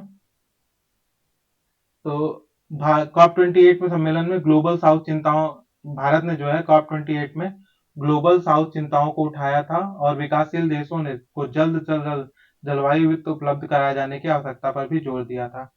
इसकी भूमिका क्या कहती है? Leadership group on industry transition, lead 2.0 को संयुक्त रूप से शुरू किया गया है। ये क्या है? Leadership group for industry transition क्या है? समावेशी और जस्ट इंडस्ट्री ट्रांजिशन, निम्न कार्बन उत्सर्जन वाली प्रौद्योगिकी का विकास और हस्तांतरण, विकासशील देशों से उभरती अर्थव्यवस्थाओं में प्रौद्योगिकी हस्तांतरण आदि। Leadership group for industrial transition जो है प्रथम चरण की शुरुआत 2019 में भारत और स्वीडन ने संयुक्त राष्ट्र पर्यावरण कार्रवाई शिखर सम्मेलन में की थी। तो लीड शुरुआत कब की गई थी? 2019 में। 2019 में कहाँ की गई थी? संयुक्त राष्ट्र जलवायु शिखर सम्मेलन में, संयुक्त राष्ट्र जलवायु कार्यवाही शिखर सम्मेलन में 28 28 में भारत ने संयुक्त अरब अमीरात के साथ ग्रीन क्रेडिट प्रोग्राम संयुक्त रूप से मेजबानी की है। तो ग्रीन क्रेडिट प्रोग्राम जो भारत द्वारा शुरू किया गया था, ठीक है, इसके साथ भारत के साथ संयुक्त अरब अमीरात ने संयुक्त रूप से मेजबानी की है। ग्रीन क्रेडिट पहल का जो मुख्य उद्देश्य क्या है, वो समुदाय, निजी उद्योग और व्यक्तियों द्वारा स्वैच्छिक पर्यावरणीय कार्रवाई, वनीकरण, जल संरक्षण को प्रोत्साहन प्रदान करना है। तो ग्रीन क्रेडिट प्रोग्राम का मुख्य उद्देश्य यही है। अब भारत ने कॉप 28 में मैंग्रोव अलायंस फॉर क्लाइमेट की मंत्री स्तरीय बैठक में भाग लिया था। मैक का उद्देश्य क्या था? मैंग्रोव पारिस्थितिकी तंत्र के संरक्षण, पुनरुद्धार और वृक्षारोपण में वृद्धि संबंधी प्रयासों में तेजी लाना है। इसकी शुरुआत कॉप 27 के दौरान संयुक्त अरब अमीरात और इंडोनेशिया द्वारा की गई थी। भारत भी इसका सदस्य है, इसलिए ये और महत्वपूर्ण हो जाता है। भारत के नेतृत्व में global river cities alliance GCRA शुरू किया गया था। GRCA global river cities alliance क्या है? यह राष्ट्रीय स्वच्छ Ganga mission, Mississippi river cities and town initiative के साथ मेमोरेंडम ऑफ कॉमन पर्पस पर हस्ताक्षर किया गया है। इसकी साझेदारी से जो है ग्लोबल रिवर सिटीज अलायंस को शुरू किया गया है, ठीक है, क्योंकि वर्तमान में रिवर सिटीज अलायंस में भारत, संयुक्त राज्य अमेरिका और डेनमार्क सहित अलग अलग देशों के 267 शहरों ने सदस्यता प्राप्त किए हैं। ठीक, तो ग्लोबल रिवर सिटीज अलायंस जो है किस भारत के नेतृत्व में शुरू किया गया है, इसमें यही इंपॉर्टेंट पॉइंट है। किसके किसके साथ शुरू किया गया है? राष्ट्रीय स्वच्छ गंगा मिशन और Mississippi river cities and towns initiative के द्वारा, ठीक है। भारत ने RCA के तर्ज पर गठित GRCA की सचिवीय भूमिका निम्नलिखित संस्थाओं को सौंपी गई है। तो जल शक्ति मंत्रालय के पास जो है इसकी भूमिका सचिवीय भूमिका इसकी जो है जल शक्ति मंत्रालय के पास है। आवासन और शहरी कार्य मंत्रालय के तहत राष्ट्रीय नगर कार्य संस्थान के पास है और national mission on clean Ganga ने 2021 में RCA गठित किया था। यह मिनिस्ट्री ऑफ जल शक्ति और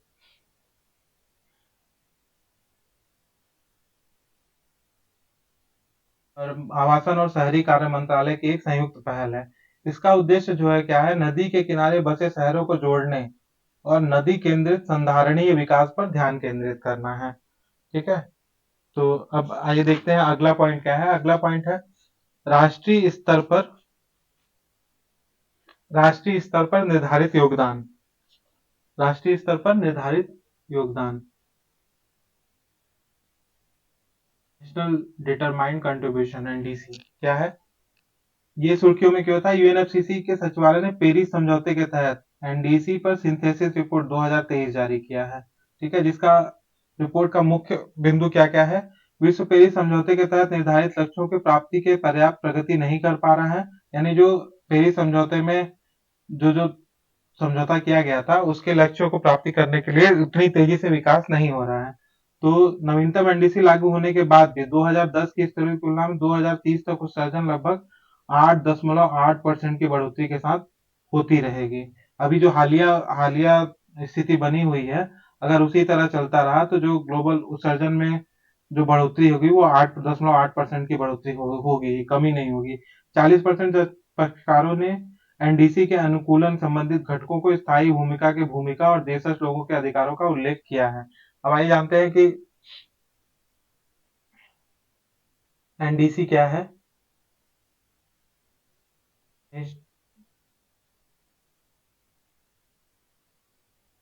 नेशनल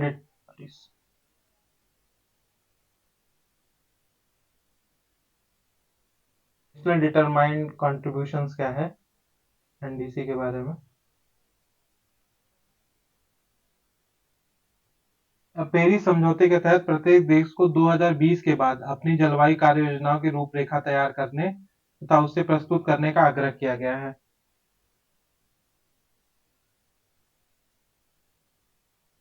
यूएनएफसीसी के 26वें सीओपी में 26वें कॉप में सदस्य देशों ने ग्लासगो क्लाइमेट पैक्ट पर हस्ताक्षर किए थे। इसके तहत पक्षकार देशों ने 2022 के अंत तक एनडीसी के तहत 2030 के लिए निर्धारित लक्ष्यों को पुनर्विचार करने तथा उन्हें मजबूत करने का अनुरोध किया गया। देश अपने एनडीसी के निम्नलिखित के बारे में बताते हैं। पेरिस समझौते के लक्ष्यों को प्राप्त करने की दिशा में ग्रीन हाउस गैस उत्सर्जन को कम करने हेतु की जाने वाली कार्रवाई के बारे में और बढ़ते तापमान के प्रभावों के प्रति अनुकूल होने के लिए लचीलेपन निर्माण करने हेतु जाने वाली कार्रवाई के बारे में। ठीक, जो एनडीसी के तहत तैयार जो रिपोर्ट होगी वो हर 5 वर्ष में यूएनएफसीसी के सचिवालय में प्रस्तुत किया जाता है। अब आगे देखते हैं भारत के परिप्रेक्ष्य में एनडीसी का क्या व्यवस्था है। तो भारत ने 2015 में यूएनएफसीसी के सामने अपना पहला एनडीसी पेश किया था। इसके बाद अगस्त 2022 में भारत ने एनडीसी को अपडेट किया है। अगस्त 2022 में भारत ने पिछले 2 एनडीसी के निर्धारित समय से पहले लक्ष्य हासिल कर लिए। भारत ने वर्ष 2005 के स्तर की तुलना में अपने सकल घरेलू उत्पाद की उत्सर्जन तीव्रता 2019 तक 33% की कमी कर ली है। ठीक, और भारत ने विद्युत शक्ति की अपनी संस्थापित क्षमता का 40% गैर जीवाश्म ईंधन से प्राप्त करने का लक्ष्य हासिल कर लिया है। भारत ने 2021 में ही यह लक्ष्य हासिल कर लिया था। ठीक है, अब भारत का पंचामृत क्या है। COP28 में ही पंचामृत की अवधारणा दी गई थी। COP26 में भारत ने जो है पंचामृत की अवधारणा प्रस्तुत की थी। तो ग्लासगो में आयोजित COP26 शिखर सम्मेलन में भारत ने अपनी जलवायु प्रतिबद्धता के रूप में 5 जलवायु कार्रवाइयों, जिसको पंचामृत नाम दिया गया है, इसकी अवधारणा घोषणा की थी। तो 2030 तक गैर जीवाश्म, इसके ये सारे पॉइंट इंपॉर्टेंट है जो एग्जाम में पूछे जाते हैं और पूछे भी गए हैं। 2030 तक गैर जीवाश्म ईंधन क्षमता को बढ़ाकर कितना करना है, 500 गीगावाट करना है। 2030 तक अपनी ऊर्जा आवश्यकता को 50% हिस्सा अक्षय ऊर्जा में पूरा करना है। 2030 तक कुल अनुमानित कार्बन उत्सर्जन को 1 बिलियन टन की कमी करना है। 2030 तक अपनी अर्थव्यवस्था की कार्बन तीव्रता, कार्बन इंटेंसिटी को 45% तक कम करना है। वर्ष 2070 तक नेट जीरो शून्य को हासिल करना है, यानी 2070 तक नेट जीरो लक्ष्य को हासिल करना है। 2030 तक जो है गैर जीवाश्म ऊर्जा क्षमता को बढ़ाकर 500 गीगावाट करना है। ठीक, और 2030 तक ऊर्जा आवश्यकता को 50% जो है अक्षय ऊर्जा से पूरा करना है।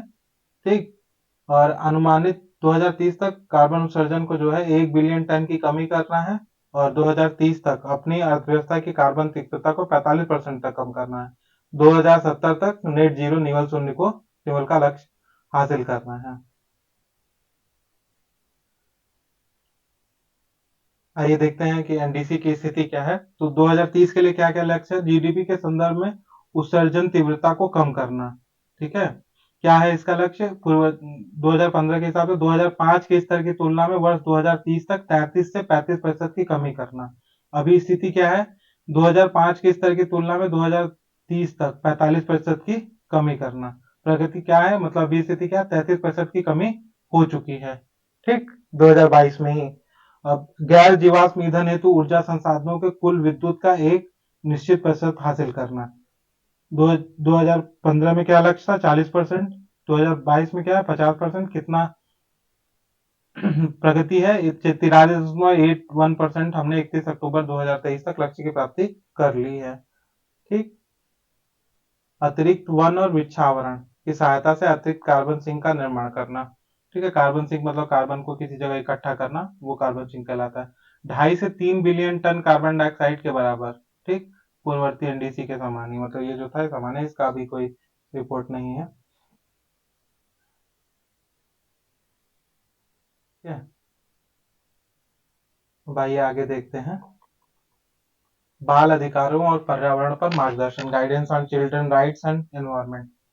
तो ये सुर्खियों में क्यों था। संयुक्त राष्ट्र बाल अधिकार समिति यानी सीआरसी ने बाल अधिकारों और पर्यावरण पर मार्गदर्शन में एक रिपोर्ट जारी किया गया है, जिसमें जो है नवीन मार्गदर्शक जनरल कमेंट नंबर 26 कहा गया है। इसे जो रिपोर्ट जारी की गई है संयुक्त राष्ट्र बाल अधिकार समिति द्वारा, उसे जनरल कमेंट 26 कहा गया है।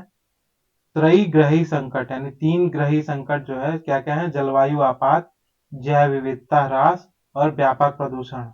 ठीक है, त्रयी ग्रही संकट कौन कौन सा है? जलवायु आपात, जैव विविधता ह्रास और व्यापक प्रदूषण। इसका विस्तार और परिमाण वैश्विक स्तर पर बाल अधिकारों के सक्षम, तत्कालिक व प्रगतिशील प्रणालीगत खतरा है। यह मार्गदर्शन बच्चों को स्वच्छ, स्वास्थ्यप्रद और सतत पर्यावरण में रहने के अधिकार की पुष्टि करता है। ठीक है।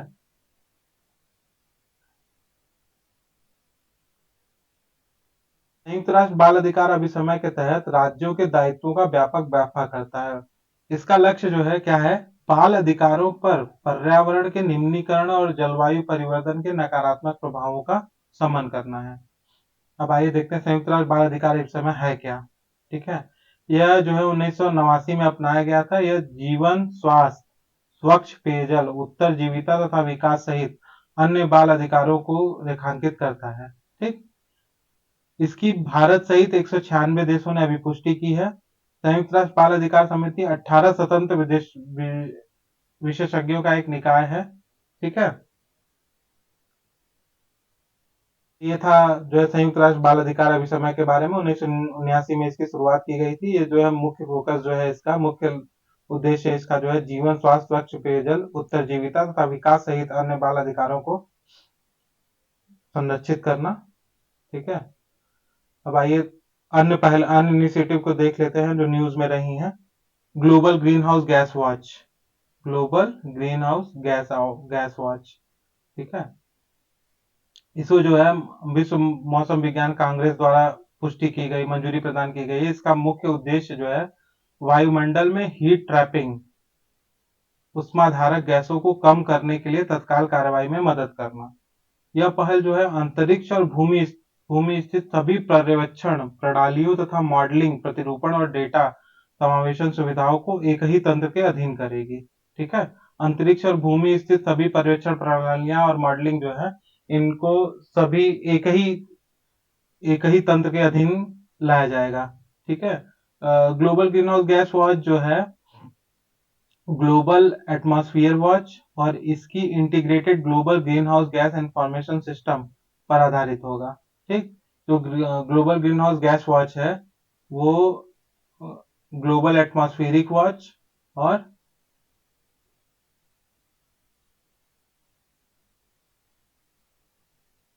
Integrated global green house gas information system पर आधारित होगा। ठीक है।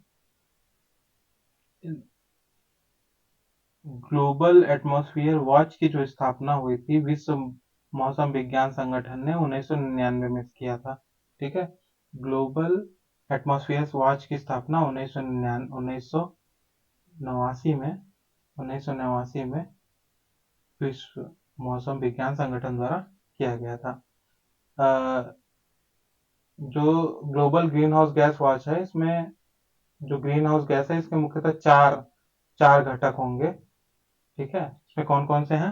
पहला तो है आपका carbon dioxide, methane, nitrous oxide की सांद्रता की निगरानी के लिए भूमि आधारित तथा उपग्रह आधारित पर्यवेक्षणों का एक व्यापक और निरंतर वैश्विक सेट। ठीक है। दूसरा क्या होगा? दूसरा घटक क्या है? दूसरा घटक है गतिविधि संबंधी डेटा और प्रक्रिया आधारित मॉडल्स के आधार पर ग्रीन हाउस गैस उत्सर्जन की पूर्वानुमान और ग्रीन हाउस गैस चक्रों को दर्शाने वाली वैश्विक हाई रिजोल्यूशन पृथ्वी प्रणाली मॉडल्स का एक सेट, मॉडल और डेटा समावेशन प्रणाली के साथ संबद्ध एक तंत्र था। ठीक है। इसके चार चार मॉडल थे। अब फॉर्म मूवर्स कोएलिशन क्या है? एफएमसी। फॉर्म मूवर्स कोएलिशन क्या है? भारत ने फर्स्ट मूवर्स कोएलिशन लीडरशिप के बैठक में भाग लिया था। क्या है ये? वैश्विक आर्थिक मंच और संयुक्त राज्य अमेरिका के नेतृत्व में शुरू किया गया। फर्स्ट मूवर्स कोएलिशन जो है वैश्विक आर्थिक मंच और संयुक्त राज्य अमेरिका के नेतृत्व में शुरू किया गया है। इसमें सर्वाधिक कार्बन गहन क्षेत्रों में स्वच्छ ऊर्जा प्रौद्योगिकी को अपनाने के लिए COP26 एक प्रमुख सार्वजनिक निजी भागीदारी के रूप में लॉन्च किया गया था। यानी फर्स्ट मूवर्स कोएलिशन जो है COP26 में लॉन्च किया गया था। भारत देश का एक सदस्य है। यह वर्ल्ड इकोनॉमिक फोरम, विश्व आर्थिक मंच और संयुक्त राज्य अमेरिका के नेतृत्व तत्वाधान में शुरू किया गया था। ठीक है। अगला इनिशिएटिव कौन सा है? जो न्यूज में था देख लेते हैं। ऊर्जा और जलवायु पर प्रमुख अर्थव्यवस्थाओं का मंच।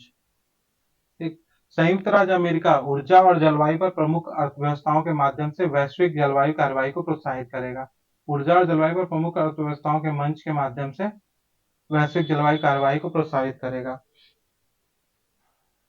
ऊर्जा और जलवायु पर प्रमुख अर्थव्यवस्थाओं का मंच यानी 2009 में लॉन्च किया गया था इसे। इसका उद्देश्य क्या था? इसका उद्देश्य जो है जलवायु परिवर्तन के खिलाफ किए जा रहे प्रयासों को आगे बढ़ाने के लिए आवश्यक राजनीतिक नेतृत्व हासिल करने हेतु प्रमुख उत्सर्जक देशों के बीच इस पर संवाद को सुगम बनाना है। ठीक। अब जो है वैश्विक सकल घरेलू उत्पाद और वैश्विक ग्रीन हाउस गैस के उत्सर्जन में लगभग 80% हिस्सेदारी है। ठीक है। एमईएफ में भारत, ऑस्ट्रेलिया, ब्राजील, चीन, यूनाइटेड किंगडम, संयुक्त अरब अमीरात के आदि सहित 20 प्रमुख अर्थव्यवस्थाएं शामिल हैं। ठीक है। एमईएफ के नेताओं ने अंतरराष्ट्रीय ऊर्जा एजेंसियों के 1.5 डिग्री सेल्सियस तक विश्वसनीय मार्ग पर विचार विमर्श किया है।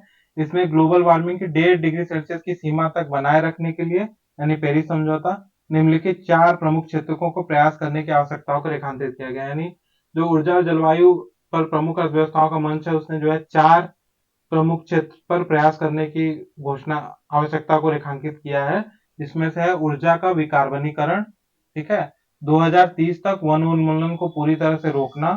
ठीक। लंबे समय तक वायुमंडल में बने रहने वाले गैस कार्बन डाइऑक्साइड जलवायु प्रदूषकों से निपटना तथा कार्बन प्रबंधन को कार्य को और बेहतर बनाना। अब अगला इनिशिएटिव क्या है? Enhancing nature based solution for an accelerated climate transformation साझेदारी इनैक्ट। इनैक्ट क्या है? हाल में संयुक्त राष्ट्र पर्यावरण कार्यक्रम यूएनईपी तथा 6 नए देशों ने जो है साझेदारी में शामिल हुए, इनैक्ट की साझेदारी में शामिल हुए हैं। इसमें भारत इसका सदस्य नहीं है। ठीक है। इसको ऊपर ऊपर से देख लेते हैं। जर्मनी और मिस्र ने अंतरराष्ट्रीय प्रकृति संरक्षण संघ के साथ मिलकर COP27 में लॉन्च किया गया था। यानी इनैक्ट कब लॉन्च किया गया था? COP27 में। कब लॉन्च किया गया है? COP27 में। COP27 कहाँ हुआ था? मिस्र के शर्म एल शेख में, मिस्र में हुआ था। ठीक। इसका उद्देश्य प्रकृति आधारित समाधान के जरिए जलवायु परिवर्तन के प्रभावों और भूमि के पारिस्थितिकी तंत्र के क्षरण से निपटने तथा जैविक विविधता को नुकसान की भरपाई करने के लिए वैश्विक प्रयासों का समन्वय करना है। अब आगे देखते हैं आगे कौन सा इनिशिएटिव है। आगे जो है कृषि से संबंधित ग्रीन हाउस गैसों पर वैश्विक अनुसंधान गठबंधन। ग्रीन हाउस गैसों पर वैश्विक अनुसंधान गठबंधन। इसमें क्या हुआ है? न्यूजीलैंड के मंत्री भारत को जीआरए में शामिल होने के लिए आमंत्रित किया गया है। ठीक है। यह आमंत्रण जो है कृषि पर जलवायु परिवर्तन के प्रभाव को कम करने से जुड़े शीघ्र को साझा करने के लिए दिया गया है। ठीक है। और global research alliances on agriculture green house gases जीआरए को 2009 में लॉन्च किया गया था। कब लॉन्च किया गया था इसे? 2009 में।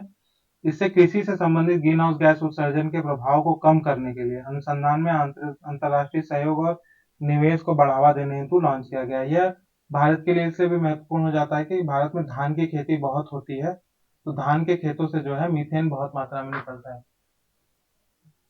धान के खेतों से बहुत ज्यादा मात्रा में निकलता है। इसका जो मेन उद्देश्य है ये किसी के उप क्षेत्र का उत्सर्जन संबंध से जुड़े अनुसंधान प्रयासों को गहन एवं व्यापक बनाना है। 67 सदस्य देश है, भारत इसमें शामिल नहीं है। ठीक है। न्यूजीलैंड के मंत्री जीआरए में शामिल होने के लिए आमंत्रित किया था, लेकिन भारत जो है इसमें शामिल नहीं हुआ है।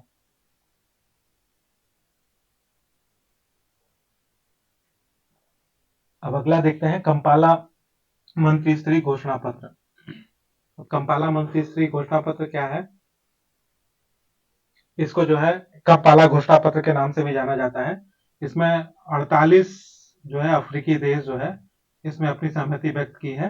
तो कंपाला घोषणा पत्र जो है अफ्रीकी देशों से संबंधित एक घोषणा पत्र है जो महाद्वीप में मानव गतिविधियों और जलवायु परिवर्तन के संबंध को रेखांकित करना है। इसमें 5 विषयों से जुड़ी चिंताओं को दूर करने के सहयोग को बढ़ाने के लिए अफ्रीकी देशों ने जो है घोषणा पत्र विचार किया है। लगातार जारी मरुस्थलीकरण और भूमि क्षरण को रोकना, ठीक है, पारिस्थितिकी तंत्रों का असाधारणीय उपयोग, जलवायु परिवर्तन और आपदाओं के कारण लोगों का अनियोजित प्रवासन, जलवायु परिवर्तन के प्रभाव पर डेटा और तुलनात्मक आंकड़ों की कमी तथा जलवायु संकट के खिलाफ प्रतिक्रिया के लिए साझेदारी और वित्त पोषण की सीमाएं। ठीक है, अब अगला, तो कंपाला घोषणा पत्र किससे संबंधित है? यह 48 अफ्रीकी देशों के संगठन से संबंधित है। डेटा इन क्लाइमेट रेजिलियंट एग्रीकल्चर, ठीक है, डेटा इन क्लाइमेट रेजिलियंट एग्रीकल्चर क्या है? डिक्रा।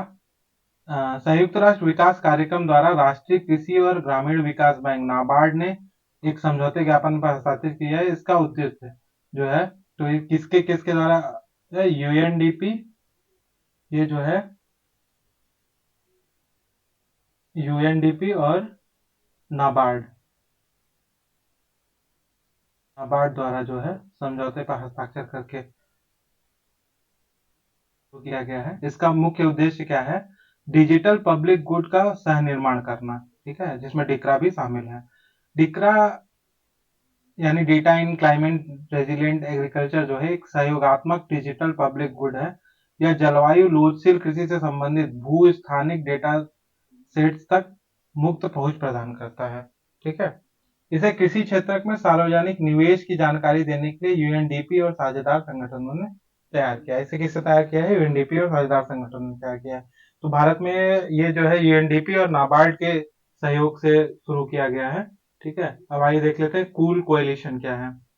कूल कोएलिशन जो है कीपिंग इन चिल, यानी how to meet cooling demands while cutting emissions, यानी जो है आजकल के एसी और फ्रिज है, उनसे बहुत सारे जो है हार्मफुल केमिकल निकलते हैं जो पर्यावरण को बहुत ज्यादा नुकसान पहुंचाते हैं।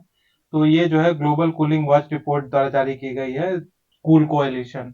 ठीक है, यह रिपोर्ट संयुक्त राष्ट्र पर्यावरण कार्यक्रम के नेतृत्व में कूल कोएलिशन ने जारी की है। ठीक, तो यह रिपोर्ट जो है कूल कोएलिशन के बारे में ही जान लेते हैं। ये यूएनईपी ने एसडीजी एजेंडा 2023 और पेरिस समझौते के बीच तालमेल बिठाने हेतु प्रयास प्रथम वैश्विक सम्मेलन में कूल कोएलिशन का आरंभ किया था। ठीक है, कूल कोएलिशन जो है एक वैश्विक नेटवर्क है जो सभी को दक्ष और जलवायु अनुकूल शीतलन उपलब्ध कराने की दिशा में कार्य कर रहा है। अंतरराष्ट्रीय सौर गठबंधन एजेंसी यानी ISA, international solar alliance cool coalition network का भागीदार दोस्त है, जिसका हेडक्वार्टर गुड़गांव में है। ठीक, तो कूल कोएलिशन क्या है? कूल कोएलिशन जो है यूएनईपी द्वारा जो है जारी किया गया है। ठीक, एफएओ यानी फूड एग्रीकल्चर ऑर्गेनाइजेशन कार्य योजना 2022 से 25 क्या है, इसको देख लेते हैं। संयुक्त राष्ट्र खाद्य और कृषि संगठन ने जलवायु परिवर्तन और पर एफएओ की रणनीति कार्यान्वयन के लिए कार्य योजना 2022 से 2025 शुरू की है। क्या इसका कार्यकाल है? 2022 से 2025। एफएओ ने इस रणनीति 2022 में मंजूरी दी थी। इस रणनीति में ऐसी कृषि खाद्य प्रणालियों के विकास पर बल दिया गया जो सतत, समावेशी, आघात सहनी और जलवायु परिवर्तन के अनुकूल हो। ठीक है, जो वर्तमान में जितनी भी कृषि हो रही है विश्व में, उसमें कुल ग्रीन हाउस गैस उत्सर्जन में लगभग एक तिहाई के लिए जो जिम्मेदार है वो एग्रीकल्चर है। ठीक, यह कार्य योजना एफएओ कार्य योजना का जो है मुख्यतः 3 स्तंभों पर आधारित है: वैश्विक और क्षेत्रीय स्तर, राष्ट्रीय स्तर पर और स्थानीय स्तर पर। 3 स्तर कौन कौन से हैं? वैश्विक, क्षेत्रीय स्तर, राष्ट्रीय स्तर और स्थानीय स्तर। ठीक है, अब जलवायु परिवर्तन प्रदर्शन सूचकांक देख लेते हैं क्या है। जलवायु परिवर्तन प्रदर्शन सूचकांक जो है ये जर्मन वॉच नामक संस्थान द्वारा जारी किया जाता है। ठीक, इसमें भारत को 2023 में जो है 7वां स्थान प्राप्त हुआ है। 2023 में 7वां स्थान प्राप्त हुआ है। ठीक, 2022 में ये 8वें नंबर पे था, तो एक स्थान का सुधार हुआ है। इसे जर्मन वॉच नामक संस्थान ने जारी किया गया है। जलवायु संरक्षण प्रदर्शन पर नजर रखने के लिए स्वतंत्र निगरानी संसाधन है। यह 4 श्रेणियों में प्रदर्शन का आकलन करता है। आकलन करता है, सॉरी, आक्रमण नहीं करता है, आकलन करता है। ग्रीन हाउस गैस उत्सर्जन कुल स्कोर 40% है। सबसे ज्यादा जो इसमें वेटेज है वो ग्रीन हाउस गैस उत्सर्जन का है। नवीकरणीय ऊर्जा, ऊर्जा उपयोग और जलवायु नीति। इसे बस 2023 में जो रिपोर्ट जारी हुई है इसमें शीर्ष 3 देशों में कोई भी देश नहीं है। ठीक है। जर्मन वाच जो है वैश्विक जलवायु जोखिम सूचकांक भी जारी करता है, यानी जर्मन वाच 2 सूचकांक जो इंपॉर्टेंट सूचकांक जारी करता है, जलवायु परिवर्तन प्रदर्शन सूचकांक और वैश्विक जलवायु जोखिम सूचकांक। ठीक है। अब आइए देखते हैं नैरोबी डिक्लेरेशन यानी नैरोबी घोषणा पत्र क्या है। नैरोबी घोषणा पत्र जो है पहला अफ्रीकी जलवायु शिखर सम्मेलन 2023 में हुआ था। इसी को नैरोबी अफ्रीका जलवायु शिखर सम्मेलन 2023 में इसी को नैरोबी घोषणा पत्र जो है जारी किया गया था। इसी में 100 अरब डॉलर की वार्षिक जलवायु वित्त प्रतिबद्धता और बहुपक्षीय वित्तीय प्रणालियों में सुधार की मांग की गई है। नैरोबी घोषणा पत्र में जो है, तो नैरोबी घोषणा पत्र जो है वो अफ्रीकी जलवायु शिखर सम्मेलन 2023 के दौरान जारी की गई थी, जिसमें 100 डॉलर की राशि को जुटाने की मांग की गई है। आदिस अबाबा घोषणा पत्र क्या है? आदिस अबाबा घोषणा पत्र जो है, आदिस अबाबा घोषणा पत्र जो है यह पर्यावरण पर 19वें अफ्रीकी मंत्रिस्तरीय सम्मेलन 2023 के दौरान लाया गया था। यह इथोपिया आदिस अबाबा में आयोजित किया गया था। आदिस अबाबा घोषणा पत्र इथोपिया के आदिस अबाबा में किया गया था। इस घोषणा पत्र में जो है जलवायु परिवर्तन, प्लास्टिक प्रदूषण, समुद्री संरक्षण, भूमि क्षरण और प्राकृतिक संसाधनों के संबंधित व्यापक कार्यवाही की प्राथमिकता की गई है। इसमें 54 अफ्रीकी देशों ने हस्ताक्षर किया है। ठीक है। तो अफ्रीका के 54 देशों ने यह इस पर हस्ताक्षर किया है। ठीक। C14 क्या है? C14 इंपॉर्टेंट है।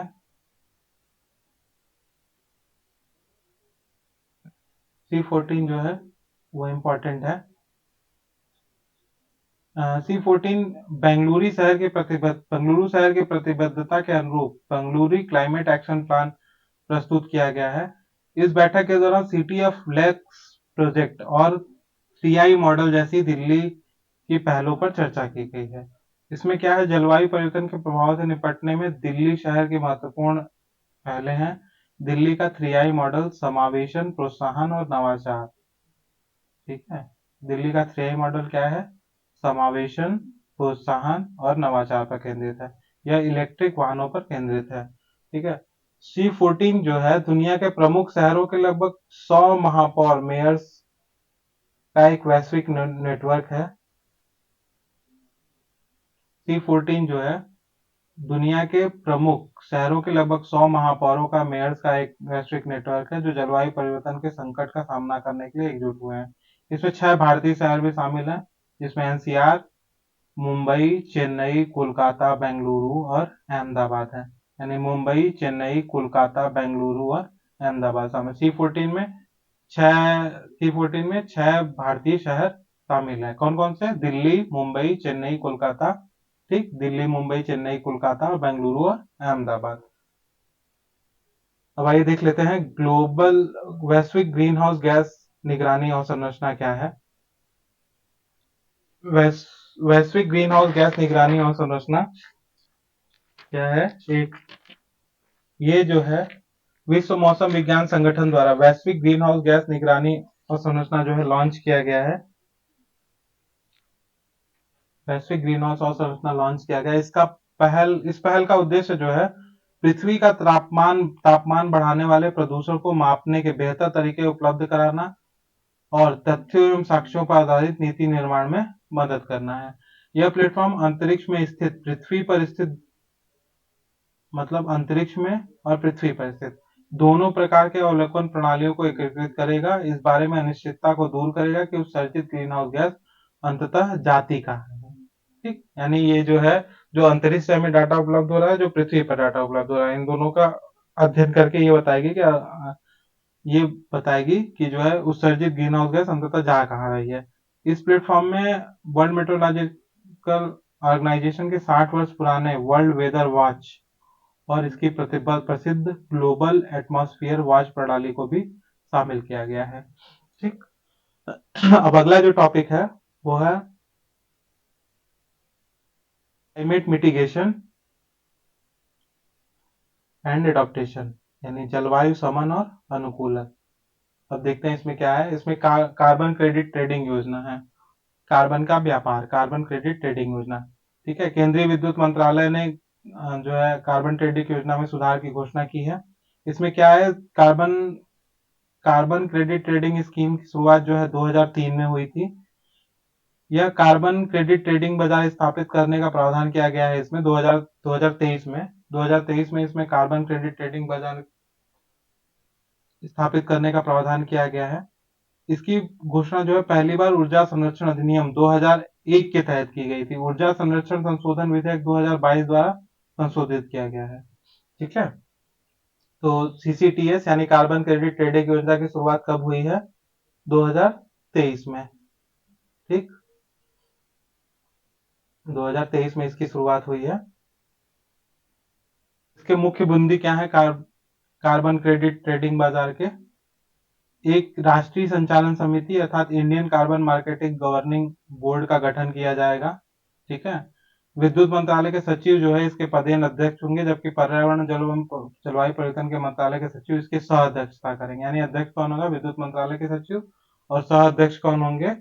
वो जो है पर्यावरण वन एवं जलवायु परिवर्तन मंत्रालय के सचिव होंगे। यह समिति भारतीय कार्बन बाजार के कार्यों को शासित करेगी और उनकी देखरेख को काम करेगी। ऊर्जा दक्षता ब्यूरो कार्बन बाजार का प्रशासक होगा, यानी ऊर्जा दक्षता ब्यूरो कार्बन बाजार का प्रशासक होगा। साथ ही यह निम्नलिखित कार्य भी करेगा: उत्सर्जन में कमी करने के लिए लक्ष्य निर्धारित करेगा, कार्बन क्रेडिट प्रमाण पत्र जारी करेगा, कार्बन सत्यापन एजेंसियों को मान्यता प्रदान करेगा, केंद्रीय विद्युत नियामक आयोग की सभी व्यापारिक गतिविधियों के लिए विनियामकीय कार्य करेगा, grid controller of India ICM के लिए रजिस्ट्री के रूप में भी कार्य करेगा।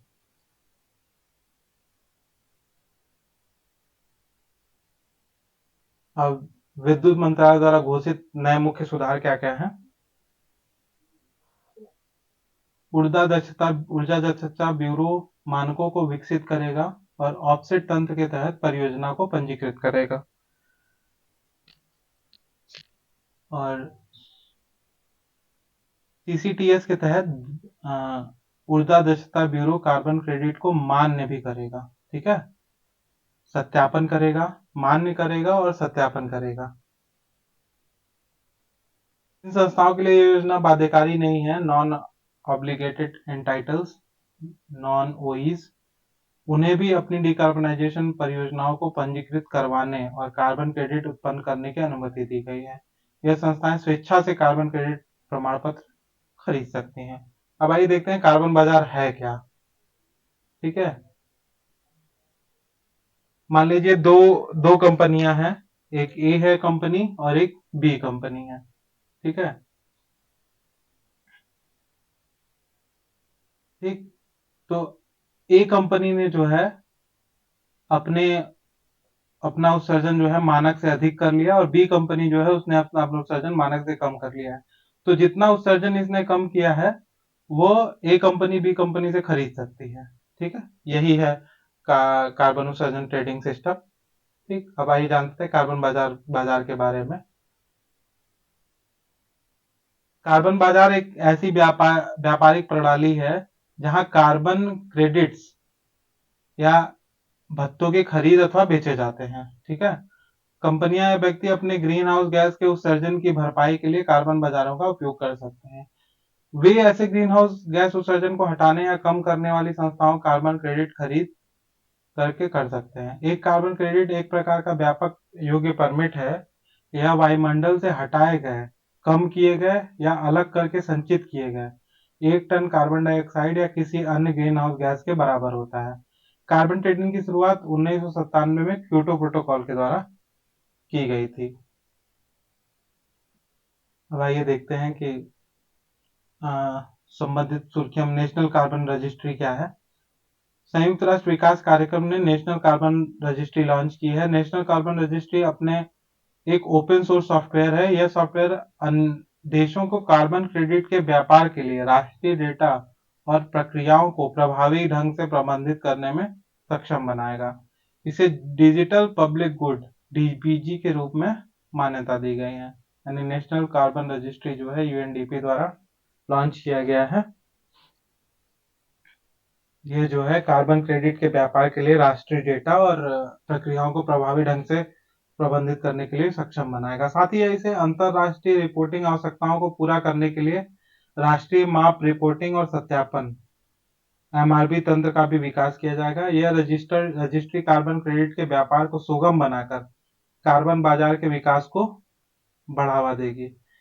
पेरिस समझौते के अनुच्छेद 6 जो है देशों को अपने राष्ट्रीय स्तर पर निर्धारित योगदान में तय किए गए उत्सर्जन कटौती के लक्ष्यों को प्राप्त करने के लिए स्वेच्छा से एक दूसरे के साथ सहयोग करने की अनुमति देता है। ठीक, आइए अब अगला टॉपिक देख लेते हैं। अगला टॉपिक है मिशन लाइफ। मिशन लाइफ क्या है?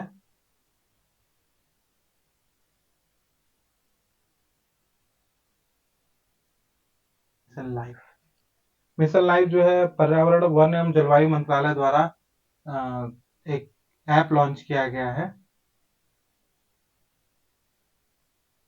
क्या करता है? 5 विषयों के तहत संबंधित कार्यों की एक श्रृंखला में भागीदारी और अनुभव प्रदान करता है। ठीक है, इसमें जो है जलवायु परिवर्तन से निपटने के लिए युवाओं की भागीदारी को प्रोत्साहित करने के लिए ये ऐप लॉन्च किया गया है। इस ऐप के 5 विषय कौन कौन से? ऊर्जा बचाओ, जल बचाओ, एकल उपयोग प्लास्टिक को कम करो, सतत खाद्य प्रणाली को अपनाओ, स्वस्थ जीवन शैली को अपनाओ। ठीक है, तो मिशन लाइफ में मुख्यतः 5 विषय हैं जिसको पर्यावरण वन और जलवायु मंत्रालय द्वारा एक ऐप के रूप में लॉन्च किया गया है। ठीक, अब मिशन लाइफ के बारे में थोड़ा बहुत और जान लेते हैं। भारत के नेतृत्व वाला एक वैश्विक जन आंदोलन है। ठीक, इसका उद्देश्य क्या है? पर्यावरण की रक्षा और संरक्षण के लिए व्यक्तिगत सामूहिक कार्रवाई को बढ़ावा देना है। प्रधानमंत्री ने जो है ग्लासगो में यूएनएफसीसी के COP26 के पक्षकारों के सम्मेलन में इस अवधारणा को प्रस्तुत किया था। इसका नोडल मंत्रालय जो है पर्यावरण वन एवं जलवायु परिवर्तन मंत्रालय है। ठीक है, लाइव को कौन कौन से अंतरराष्ट्रीय मंचों ने स्वीकृति दी है? तो इसको जो है आईपीसीसी की climate inter governmental climate panel on climate change 2022 की रिपोर्ट में स्वीकृति मिली है।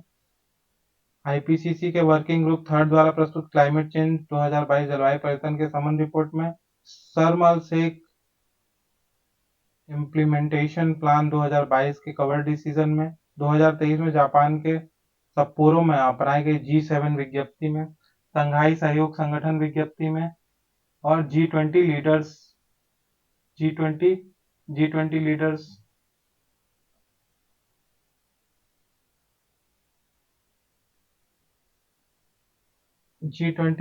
लीडर्स डिक्लेरेशन 2023 में, G20 के पार्लियामेंट्री स्पीकर समिट यानी P20 में। ठीक है,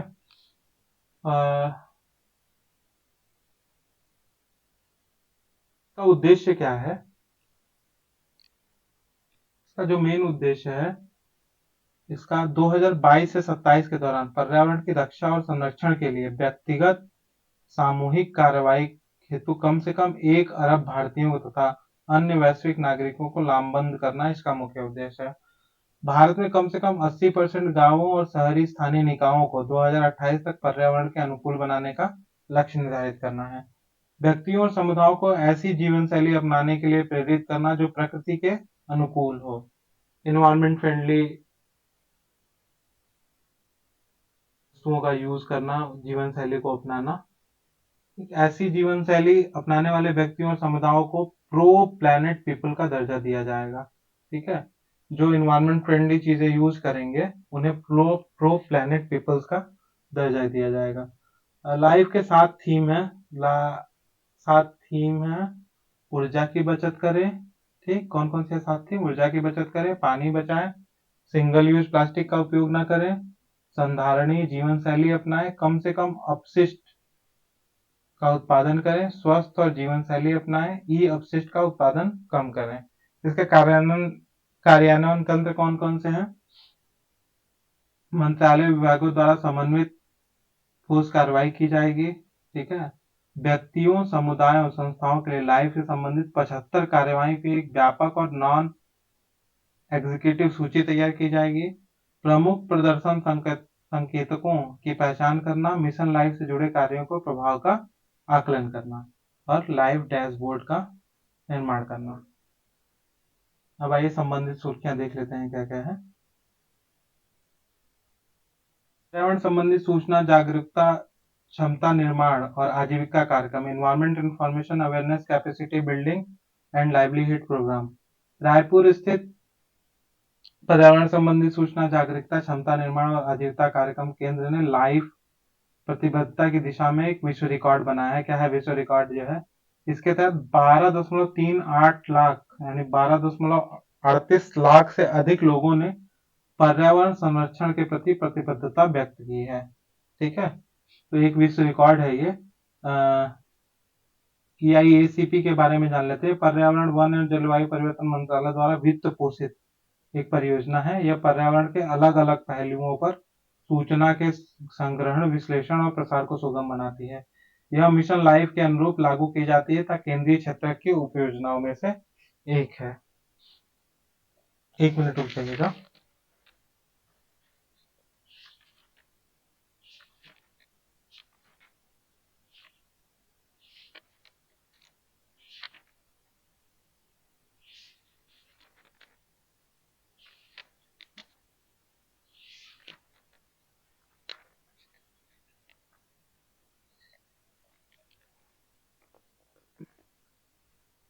हाँ भाई, आगे देख लेते हैं इसमें क्या है।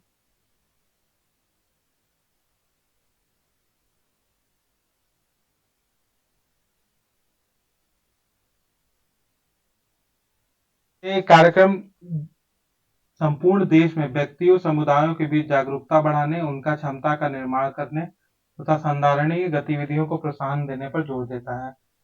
जो EEARSD के अन्य 2 घटक भी हैं, जिसमें है पर्यावरण शिक्षा कार्यक्रम, ठीक, और पर्यावरणीय अनुसंधान और विकास कार्यक्रम। कौन कौन से हैं?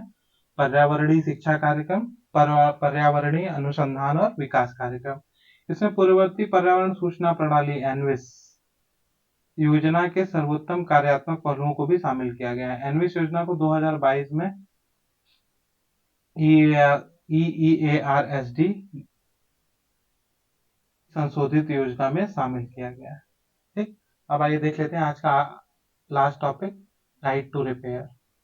राइट टू रिपेयर मतलब कंपनियां अपना मोबाइल मान लीजिए दे देती हैं, तो उनका ऐसा रहता है कि आप बाहर खुलवाएंगे तो आपका जो है वारंटी खत्म हो जाएगा या फिर हम जो है कुछ नहीं कर सकते, ऐसा वाला सीन है। तो इसीलिए जो है राइट टू रिपेयर लाया गया है। इलेक्ट्रॉनिक और सूचना प्रौद्योगिकी मंत्रालय ने इलेक्ट्रॉनिक रिपेयर सर्विसेज आउटसोर्सिंग से संबंधित एक पायलट प्रोजेक्ट शुरू किया गया है।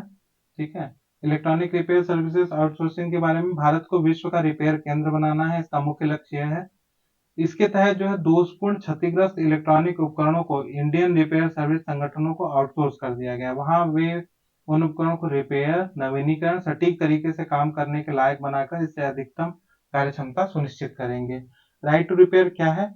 यह उपभोक्ताओं को उनकी पसंद के अनुसार अपने उपकरणों की मरम्मत करने या करवाने में सक्षम बनाता है। हालांकि विनिर्माता अपने उपकरणों की अन्य संस्थाओं द्वारा मरम्मत को बढ़ावा नहीं देने देते हैं। ठीक है, भारत में इसके लिए क्या कौन कौन सी पहल की गई है? उपभोक्ता मामलों के विभाग ने संधारणीय उपभोग के माध्यम से मिशन लाइफ को बढ़ावा देने के लिए राइट टू रिपेयर एक समिति का गठन किया है। इसमें जो है इस फ्रेमवर्क के लिए निम्नलिखित प्रमुख क्षेत्रों की पहचान की गई है: कृषि संबंधित उपकरण, मोबाइल फोन, टैबलेट, उपभोक्ता वस्तुएं, ऑटोमोबाइल और ऑटोमोबाइल उपकरण। उपभोक्ता मामले में खाद्य और सार्वजनिक वितरण मंत्रालय ने right to repair portal launch किया है। खाद्य और सार्वजनिक वितरण मंत्रालय ने right to repair portal launch किया गया है। राइट टू रिपेयर पोर्टल राष्ट्रीय उपभोक्ता दिवस 24 दिसंबर, राष्ट्रीय उपभोक्ता दिवस कब मनाया जाता है? 24 दिसंबर के अवसर पर लॉन्च किया गया है। पोर्टल पर उत्पादकता और विनिर्माता ग्राहकों के साथ उत्पाद विवरण के मैनुअल को साझा करेंगे। इसमें ग्राहक किसी उत्पाद को मूल विनिर्माताओं पर निर्भर रहने की बजाय तीसरे पक्ष द्वारा स्वयं रिपेयर कर सकेंगे। प्रारंभ में मोबाइल फोन, इलेक्ट्रॉनिक्स उपभोक्ताओं, टिकाऊ वस्तुओं, ऑटोमोबाइल और कृषि उपकरणों को इसके अंतर्गत कवर किया जाएगा। ठीक है, तो आज का क्लास यहीं खत्म करते हैं। आगे वाले पार्ट के लिए हम कल मिलेंगे। धन्यवाद। वीडियो अगर पसंद आए तो लाइक शेयर और सब्सक्राइब करें।